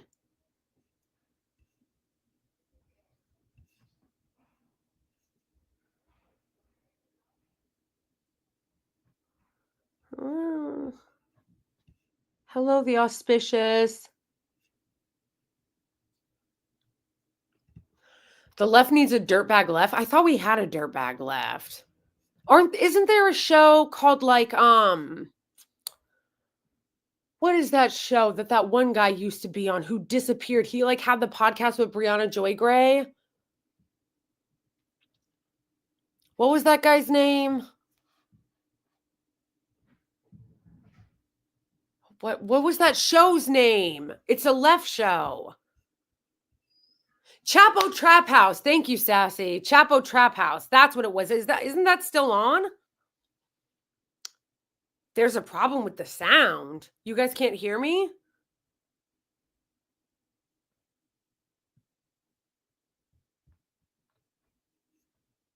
Revolutionary Blackout and Bad Faith.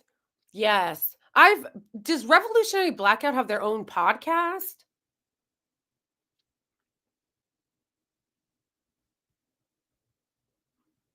Virgil, Texas. Thank you. That's his name. Yeah, so I think that there are I thought that they can consider themselves the dirtbag left.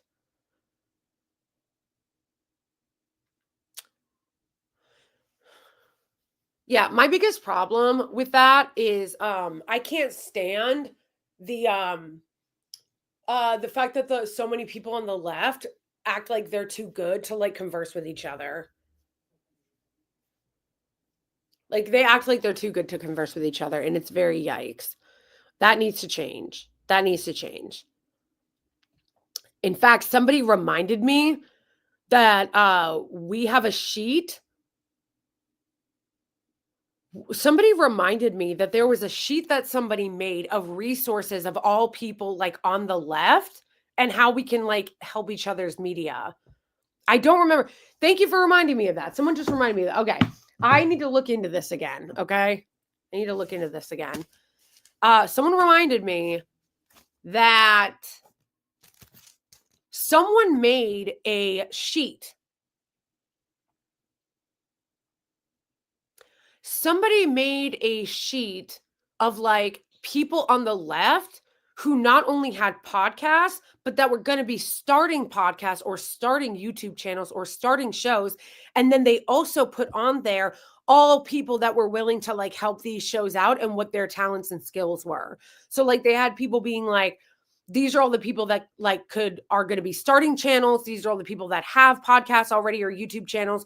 And then these are people who like can do camera work and produce. It was a very, very interesting sheet. And I saved it somewhere, but I don't remember. So I'm going to write that down to remind myself to look for it. Find leftist resource sheet. Okay. Find leftist resource sheet. Okay. Find the resource sheet. Because the left really needs to be building ourselves up and working with each other. Okay. Let me say again, the left really needs to be helping each other, building each other up, and supporting each other, especially as we go in to this next administration. 50 Shades Away had a good list. He did, and he put me on it. Because I also like asked him to, you know. It's like, where you be? I think I saved his list. Mark Lamont Hill, yeah. Mark Lamont Hill is great.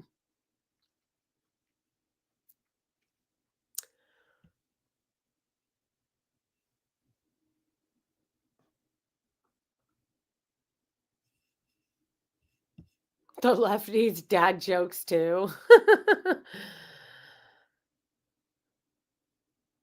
You should look up Alex McKay. Who's that? Oh, I gotta pee. Alex McKay. All right, I'll look that up.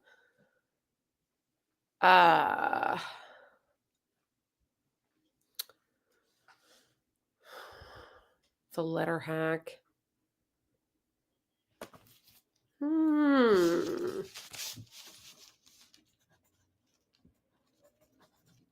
Yeah, but you guys notice though how bad it is that like the left is so fragmented in a way that the right wing is not. the left is so fragmented and so like not together with it. You know what I mean? Like so fragmented, so not together with it in a way that like all of the right wing are. All the right wing are like this with each other, all fucking with each other. The left, we don't even know who each other are.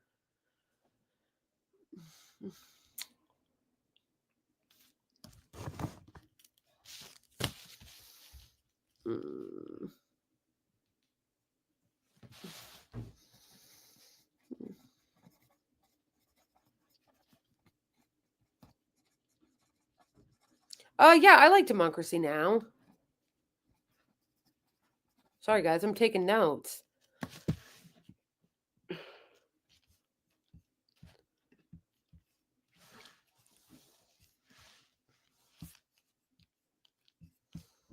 I am taking notes.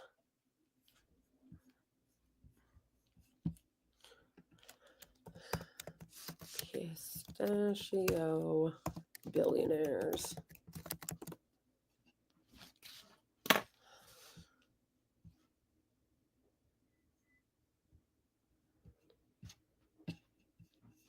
The fact that they're able to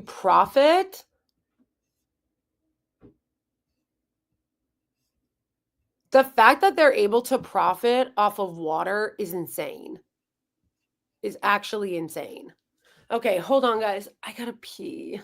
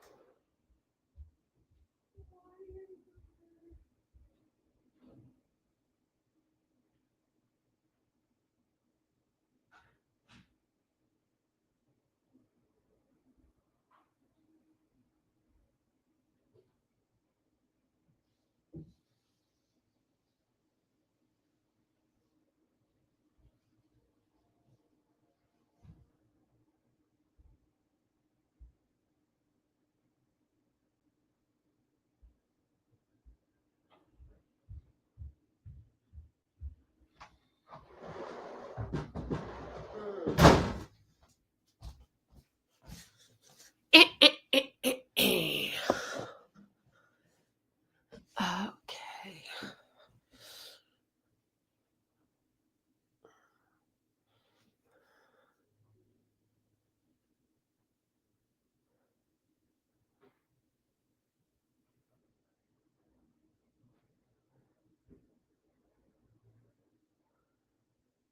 I don't know what you guys are talking about.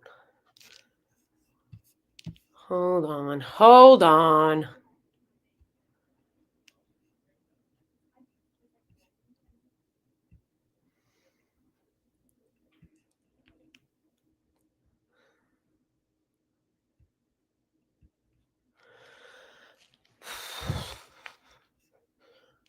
Okay. All right, you guys want to watch this? Talk about these embarrassing billionaires.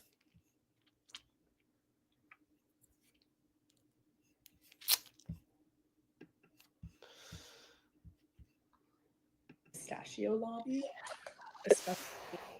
Did you know that in the 1980s, one of the main industries that pushed for sanctions on Iran was the pistachio lobby, especially Stuart and Lydia Resnick, owners of the Wonderful Company, because they knew Iranian pistachios were far superior and would outcompete them. They're also Zionists. This is a I didn't perfect buy this bag. I got it from work. this is a perfect example too about how the US is so full of shit when they pretend that it's all about capitalism and the free market. No, it ain't. No, it ain't. It's about monopolies because that's what happens. These companies lobby to ban their competition. That's also why they wanted to ban TikTok. Mark Zuckerberg lobbied hard because he also knew that TikTok could not, Meta could not compete with TikTok. Same with this. So don't ever let anyone make you believe that we live in some kind of free market with free market capitalism when that is so made up. Okay, this is not a free market system at all. This is a system full of fucking monopolies. It's a corporatocracy. If we lived in a free market, there wouldn't be two assholes, two Zionist assholes, controlling the majority of water in the state of California. First of all, nobody should own the fucking water. This is crazy. Okay. Water should be owned by the people. It's crazy that they own the water, that two people own the water. Water should be owned by the people. This is insane. Second of all, the fact that two people could have a monopoly on pistachios and lobby so that other people can't compete. Yeah, that's not a free market. They did the same thing. Sheldon Adelson did the same thing with gambling. And they pushed to privatize and commodify water in California.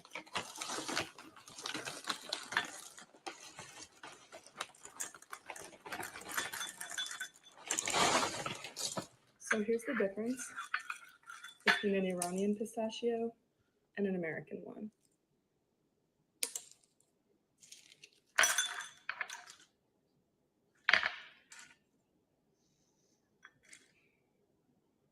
Crazy.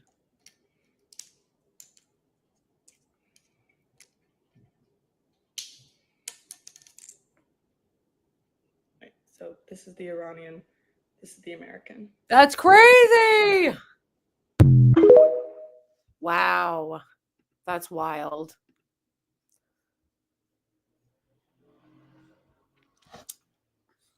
Also, if you have been made to believe that anytime they want to privatize something, it's not to fuck you over, please stop being naive.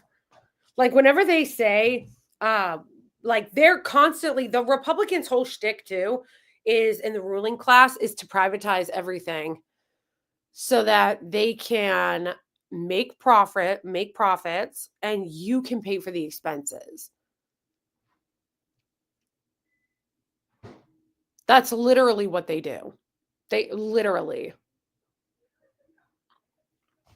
want to privatize gains and socialize losses. So they take shit that should absolutely be owned by the public, like water, and privatize it, commodify it, and sell it back to you. So water that you already pay for because you're a taxpayer. You're a taxpayer, so you already pay for it. They take it, they privatize it, bottle it up, and sell it back to you. This is a joke. This is a joke. You're getting screwed on so many levels. It's like ridiculous.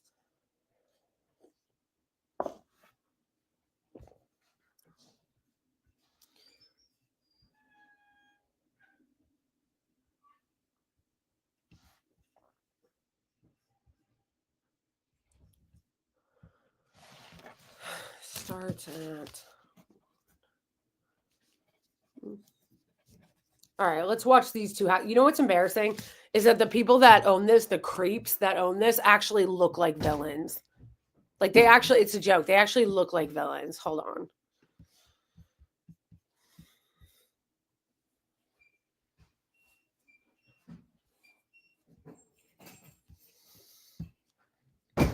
It's good to know though, because I didn't know that those pistachios were owned by Zionists. I will be sure not to buy them. Bro, where's the video though? This of California, and because what's interesting about pistachios and these billionaires and this ag business and the water that they control is that 40 million Californians suffer through unprecedented drought. This is crazy. While 40 million Californians suffer through unprecedented drought, one billionaire couple owns a massive share of the state's water system, seized in a series of secretive meetings 2 decades ago. That system was largely paid for by the very taxpayers whose water these billionaires hold hostage. Urban water systems are desperate for water, but in 2023, they'll receive just 5% of what they requested from the state. The Resnicks are the biggest farmers in California. As of 2007, they owned 4 San Francisco's worth of farmland. And nearly half of Americans buy at least one of their products. Their pistachios, their pomegranate juice, their mandarins, their flowers. It's all under one massive umbrella, the Wonderful Company, a privately owned company worth at least $5 billion. The majority owners, the Resnicks, are worth at least $8 billion. How were they able to take over such a large percentage of what should be a shared public resource? This is The Classroom from More Perfect Union, and today we're looking at how the Resnicks got rich. Linda is a former child actress, the daughter of Jack Harris, a successful movie distributor of the 1950s, most well known for The Blob. Starring Steve McQueen and a cast of... I need you guys also to understand what a scam this system is. These people are not getting rich because they're creating anything. Like, I need people to understand this. These billionaires are not getting rich because they created shit. They're getting rich because they take resources that should be the public's, that should be ours as taxpayers.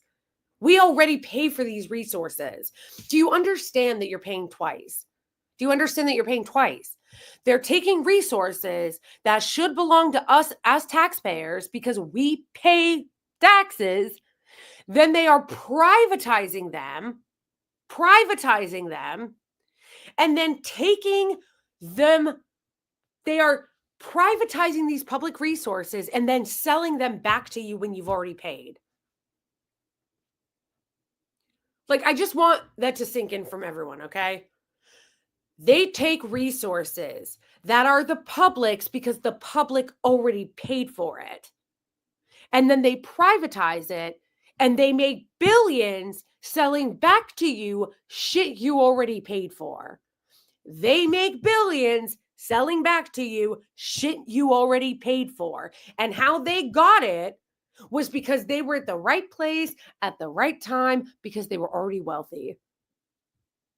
This woman did not get there because she worked hard and rose through the ranks.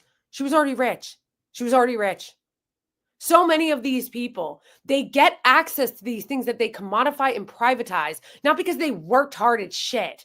It was that they were already rich, and so they were in an easier position to exploit people and to privatize shit.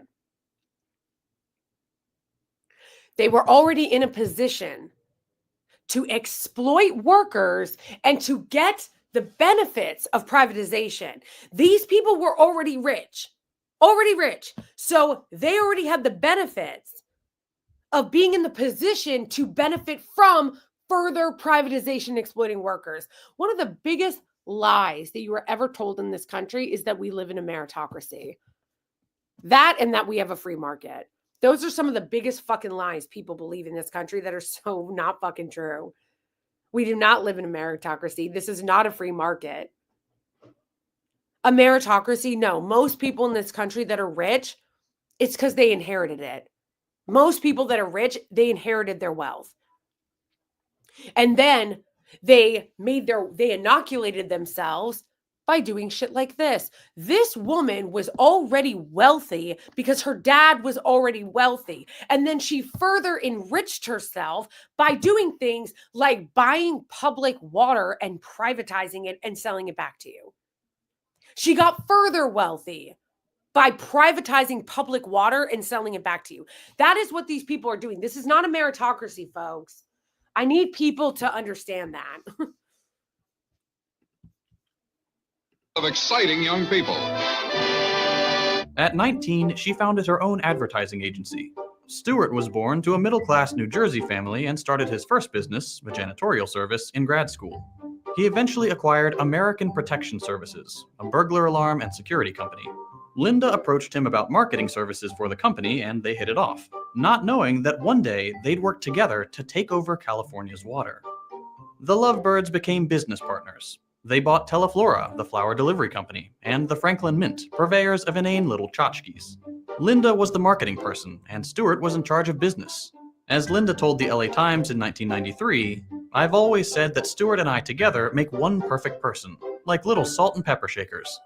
In the late 80s, they found their primary industry, agriculture. They got into the pistachio business. Linda said, "We've done more for the pistachio than anyone ever since it was planted in the Garden of Eden. My husband should be canonized for all the work he's done." They started branching into other products: almonds, pomegranates, citrus, wine, and acquiring more and more land to cover it, including some very important land in Kern County, which granted them water rights in the area. As the Resnicks were building their empire, the state of California was building new water infrastructure with taxpayer money. California's natural water supply is very inconsistent. Vastly differing amounts of rainfall means the state can go from surplus to drought and back. This is what people need to understand as they're doing propaganda on behalf of the capitalists, is that that you need to understand is that your taxes pay for all the shit that they're using. So they get to privatize their gains and socialize the losses. Like, that's what you guys need to understand, okay? They constantly privatize gains and they use taxpayer money for it and then socialize the losses. So you're paying twice. You're paying on the front end and the back end. Guys, when you think about it, it's all connected like this. It's the same way with insurance. You pay on the front end and you pay on the back end. With everything else, you pay on the front end and then you pay on the back end. You pay the taxes to get this water infrastructure there, and then they charge you for the water that you just paid for. Back very easily. So they build water banks to store water during surpluses to have during droughts. One important storage facility is the Kern Water Bank, started in 1988. The facility was built with hundreds of millions of taxpayer dollars, which could have been a good thing. The people of California would have owned the water. But there were two Californians thirstier than the rest, and they wanted more water: Linda and Stewart Resnick, and they had a lot of political power. We'll get to that. In 1994, state water officials, water infrastructure contractors, and agricultural landowners with water rights arranged a secretive meeting at a resort in Monterey Bay, California. These groups, a mix of private companies and public agencies, rewrote California's water rules without any input from voters, taxpayers, or legislators. The new rules, called the Monterey Plus Agreement or the Monterey Amendments, were devastating for working Californians, and great for agriculture billionaires. The original code included urban preference, a long-standing rule that in times... I just don't understand how this doesn't infuriate everyone.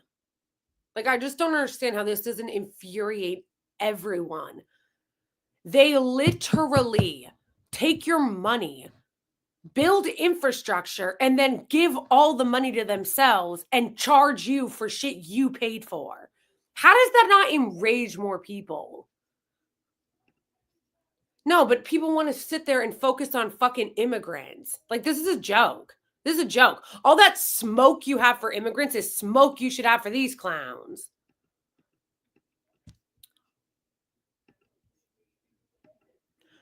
That's where I have that's where I am, okay? I feel like the right wing wants to just blame immigrants for the shit that the 1% and the capitalist plutocrats are doing.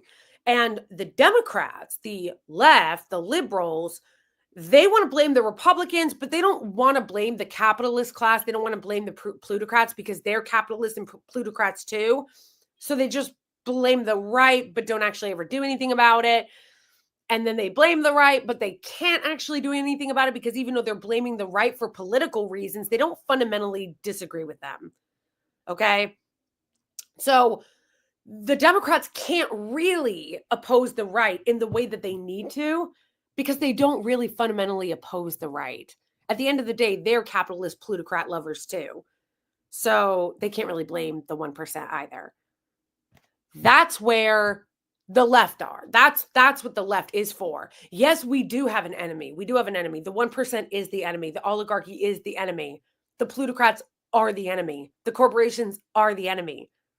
That's where we're different on the left than the liberals. The liberals don't like blaming the corporations and the 1% because they're fundamentally on their side too. No, There is an enemy, and it's not the fucking immigrants. It's them. It's the plutocrats. It's the rich. It is the 1%. I don't mean the rich people like the actor in California that has like $1 million house. No, we're not talking about them.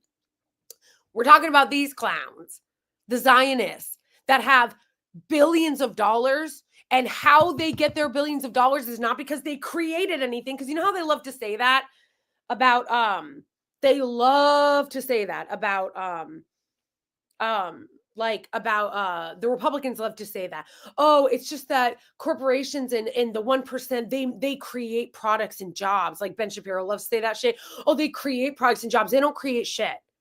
They don't create shit. They do things like buying up public resources that you, the taxpayer, paid for and then selling it back to you. That's what they do. The one good point that Mark Zuckerberg made on Joe Rogan was when he pointed out that Apple hasn't created anything in 20 years.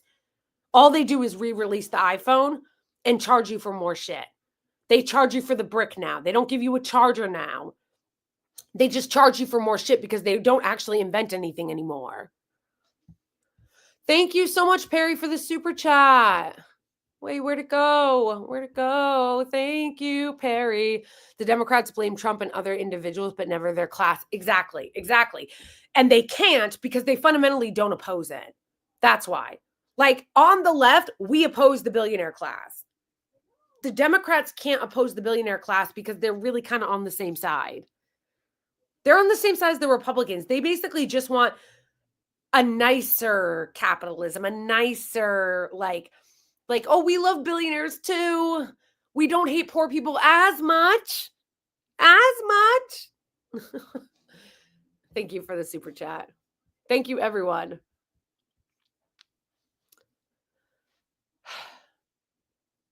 Exactly. That's why we call them the duopoly, because they fundamentally don't disagree on things like this.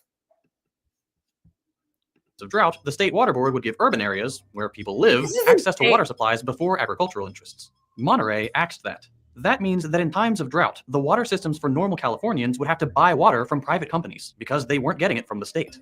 The new agreement also loosened regulations on... All right. No, Brian, it's all of them. That's what I need you to understand is all of them, including Elon Musk. Yes, it is all of them. Their existence is to exploit you and to get rich taking public resources and then charging you for them. We don't have time to get into the amount of shit that Elon Musk has done that has been awful. Like, there's so much shit that he has done that has been so bad. Like, I would have to do a whole stream. And once again, he's another one that people claim that he just got really wealthy because he created all these products when like so much of his wealth came from his dad and from the emerald mines that he inherited. Paper water. That's water that doesn't necessarily exist anywhere but on paper. The full quantities of water that providers could have, but don't actually need to have. Also, today, 5 times as much water. You're not going to make, also, you're going to get me on a tangent about Brian, is that Elon Musk is a welfare queen, okay? He takes so much money in government subsidies, okay? We're talking about Elon Musk creating this, creating that. No, I want this welfare bum to stop taking my tax money, okay? He gets so much money from the American taxpayer. He is one of the biggest recipients of government aid, of government subsidies and government contracts. So you go tell your boy Elon to stop taking money from us, to stop accepting welfare money. Water has been promised and sold as actually exists. And importantly, the meeting changed ownership of the Kern Water Bank. What once belonged to the state was transferred to a few private water contractors, one of which was Westside Mutual, a wholly owned subsidiary of Wonderful Foods. The wonderful employee who runs Westside, Bill Phillimore, is the chairman of the public organization that manages the Kern Water Bank.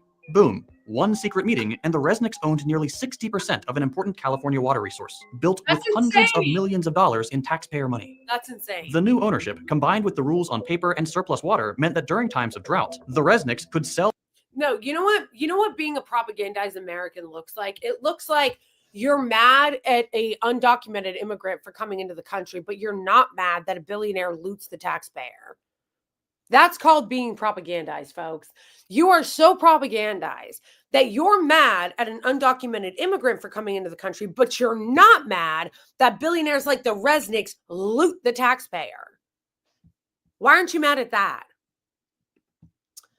Have you seen the police calling, the police called on Black people in California trying to save their homes? Yeah, it's really disgusting, but honestly, sadly, not surprising. Not surprising. It's typical racist, blaming Black people for everything. Everything there's always a way that somebody can find a way to blame someone Black. But also pretty disgusting because yeah, this was these people's homes. But as usual, everybody always wants to look down and not up. Look down at the Black people that were just trying to get some shit out of their home that was being destroyed. And let's not look at the Resnicks. Let's not look at them. The people that are profiteering off of water that you paid for. Let's not get mad at them. Yes, let's attack the random Black taxpayer trying to get some shit out of their burning home. It's like, it's so exhausting. It's so ridiculous. And thank you for the super chat. Sell current water back to the state water systems. They took Californian taxpayers' water and sold it back to them, both literally as the water supply and also to grow expensive food like gourmet pistachios and pomegranate juice. They converted the people's water into products many can't afford systems. One more time. They took. Let's one more time for the people in the fucking back, and then tell me where your rage is. Surplus water meant that during times of drought, the Resnicks could sell current water back to the state water systems. They took Californian taxpayers' water and sold it back to them, both literally as the water supply and also to grow expensive food like gourmet pistachios and pomegranate juice. They converted the people's water into products many can't afford. And that's just one water bank. The Resnicks also have control of other water boards and have been sued for... Explain to me why you're not mad about this, okay? Explain to me why you're not more mad about this. These motherfuckers took water that Californians had already paid for and then sold it back to them. That's who you should be mad at, folks. Directing more water towards their properties. So how do they get away with this Chinatown-level chicanery? Gonna be a lot of irate citizens when they find out that they're paying for water that they're not gonna get. With philanthropy. The Resnicks donate millions of dollars to politicians and research institutions, which help them secure control over water systems, and even get more water and more taxpayer funding. And that's exactly what they always do. That's why you see those things like, Disney's going to donate water to the wildfire fund. Get the fuck out of here. How about you pay your taxes, Disney? How about you pay your taxes? All of their philanthropy is fake. It's all fake. It's all a PR stunt. One important project is the proposed California Delta Tunnel, a taxpayer-funded project which would send water from Northern California to Central, where the Resnicks farms are. They've spent hundreds of thousands of dollars on state and federal legislation and politicians who support the tunnel project. But their favorite politician is Senator Dianne Feinstein. You come in here and you say it has to be my way or the highway. Chair of the Energy and Water Subcommittee. She's a close personal friend of the Resnicks, attending their holiday parties in Aspen and maintaining their financial interests. A quick look through the bills she sponsored shows several which would direct money to current adjacent water projects. The Resnicks even ask her for things directly. When a pesky study about endangering salmon and shad fisheries threatened the Delta Tunnel, Stewart wrote a letter to Feinstein demanding a new study. She immediately forwarded it to the Obama administration, who agreed to spend $750,000 on a new study. It returned the same results as the first one. Can't buy science. But the Resnicks have tried. They are among the top donors to the University of California system, with their donations focusing on agriculture. No, this is such a joke. It's such a fucking joke. And also, this is the thing that makes me crazy. And it's so depressing, is how people aren't mad enough. They continue to elect these losers. Dianne Feinstein was always a corrupt piece of shit. And people had a chance to vote her out in 2018 and vote in somebody that was more progressive. And they chose to keep Dianne Feinstein in office when she was already 100. Why? And again, that's where the propaganda comes in, unfortunately, that Americans are so propagandized, because honestly, like, Americans continue to allow this abuse to happen. You know, I obviously blame the 1% and the plutocracy and the oligarchy in our government. But like, the sad part is that there is a participation effort, or there is a participation aspect that Americans do consent to this abuse. in some ways, because we continue to vote for these people. We continue to allow these people to stay in office, continue to elevate people like corrupt fucking Dianne Feinstein when she was already on death's door, and it was already known how incredibly corrupt she was.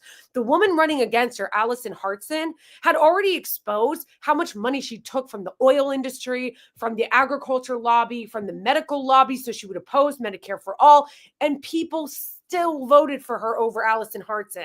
So there is an aspect of like, Americans need to stop being complicit in their own abuse, which like, it's hard because I know that so many Americans are lied to, right? Like so many Americans don't know. They are lied to. We are propagandized since birth, and so many people don't know. But it's also difficult because it's like you can be the victim of all of this, and Americans are the victim of all of this. But there also needs to be a point where we do take some responsibility for educating ourselves and understanding better and stopping empowering our abusers.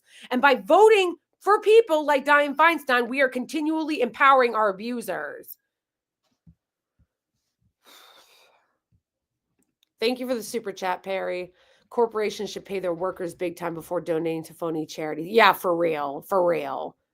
That's why they do the fake charity bullshit. So that they don't have to pay their workers. It's such a joke. Cultural and ecological studies. The Resnicks have basically bought entire departments who put out studies on how water systems should be managed and where funding should go. That leads to even more federal and state taxpayer dollars being used to fix up what the Resnicks profit off of. This is all bad for California, even in a capitalistic sense. Agriculture uses 80% of California's water, but only represents 2% of its GDP. The Resnicks' water monopoly is just one way their quest for wealth hurts the rest of us. They allegedly lobby for increased tensions with Iran to keep embargoes on superior Iranian pistachios. Their giant crops lead to monocultures which kill important pollinators. They siphon taxpayer dollars into the company town charter schools they own, set up to train children to work for their farms. And of course, like any company of this size, they exploit their workers. We need to treat water for what it is: a necessary public resource, a human right, and something that shouldn't be owned by anyone, and work towards legislative change that stops people like the Resnicks from stealing it.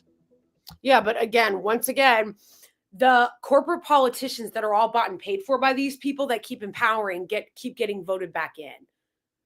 So corrupt pieces of shit like Dianne Feinstein continue to get voted back in so she can do the bidding of billionaires. Corporate serving pieces of shit like Dianne Feinstein keep getting voted back in so that she can do the bidding of billionaires. So that they can lobby to ban Iranian pistachios from coming into the country. They don't want the competition. And so they can put money in their garbage charter schools so that they can brainwash people into working for their shitty farms. And of course, they're exploiting their workers. Of course. This is such a joke. This is such a joke.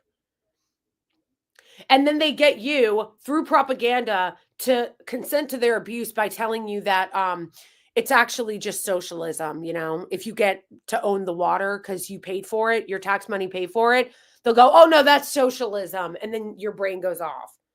You go, oh no, not the scary socialism word. Not the scary socialism word. Okay, you can have all my money. You can have all my money. Because they'll go, oh yeah, I know you paid for the water, but if you own it, that's socialism. Rednecks do what Americans think common. Literally. It's such backwards. Literally. It's literally exactly what they claim other people are doing. Like, they're doing socialism and communism for the 1% and for themselves. The Americans already paid for the water, but then they turn around if we say, wait, Americans already paid for the water. We're the ones that should own it. We already paid for it. Then they turn around and go, socialism. Ay, ay, ay, ay, ay, ay, ay, ay, ay.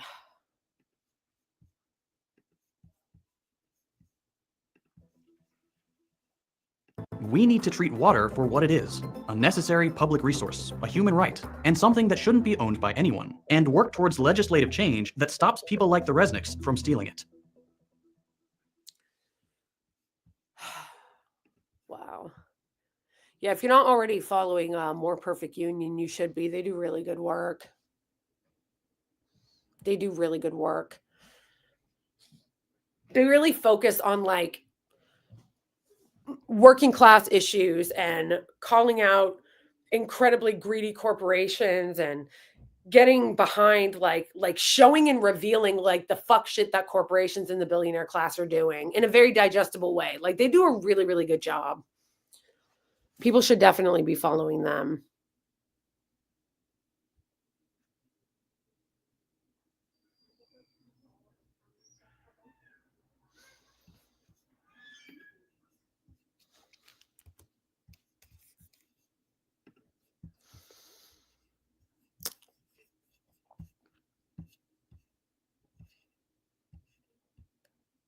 Yeah, I really do like them.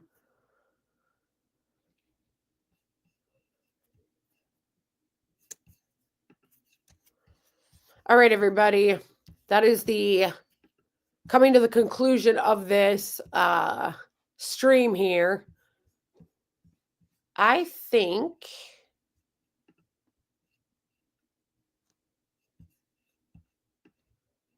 who's around on Sundays? Should I go live tomorrow too? Will anybody be around? I don't usually go live on Sundays. I could though. I could.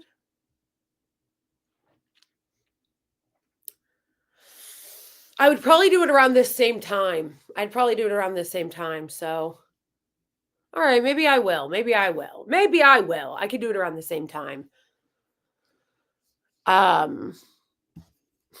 Dan Bunch, you know Dan Bongo? Gosh, that guy's a loser. Politics are dead on Saturday and Sunday. Maybe that's why I should go live, because a lot of people don't. All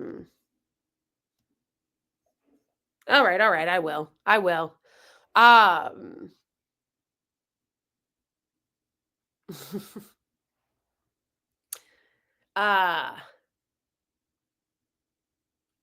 Cool. All right, I will. I will. And then I don't know, where should I put so people can see it, where I'm going to be going live weekly? Sunday, what time? I'll probably do it again at 2. Or maybe I'll do it at 3.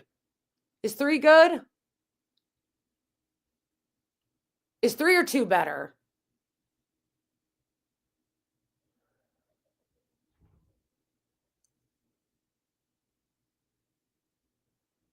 Oh, sorry guys. I didn't say the time zone. It's Eastern time. I live in New York, so Eastern time. PM. All right, cool. We can do 2. We can do 2. No, I know. Hippie, I am going to do Eastern time. So I can do I'm going to start being I'm going to have my schedule this year, okay? Cuz I told you guys that was my my New Year's resolution was to have a schedule. I don't know where I should put that though. Should I just put that in the community tab of the channel, like what my weekly schedule is going to be? I guess. Okay, all right, cool. We'll do 2. Anyway, if you haven't already liked the stream, please like it. Like and share. Sharing is caring. Liking is caring. Thank you so much, everybody who became a member. You can become a member here on YouTube. You can become a member on my Ko-Fi or my Patreon. All the links are there. And thank you to everyone so much who gave a super chat. You guys help support my work and make it so that I can do this. And make sure to turn the notifications on so you don't miss it when I go live. Turn the YouTube notifications on. Thanks, everybody, for joining. Bye, everybody. Free Palestine.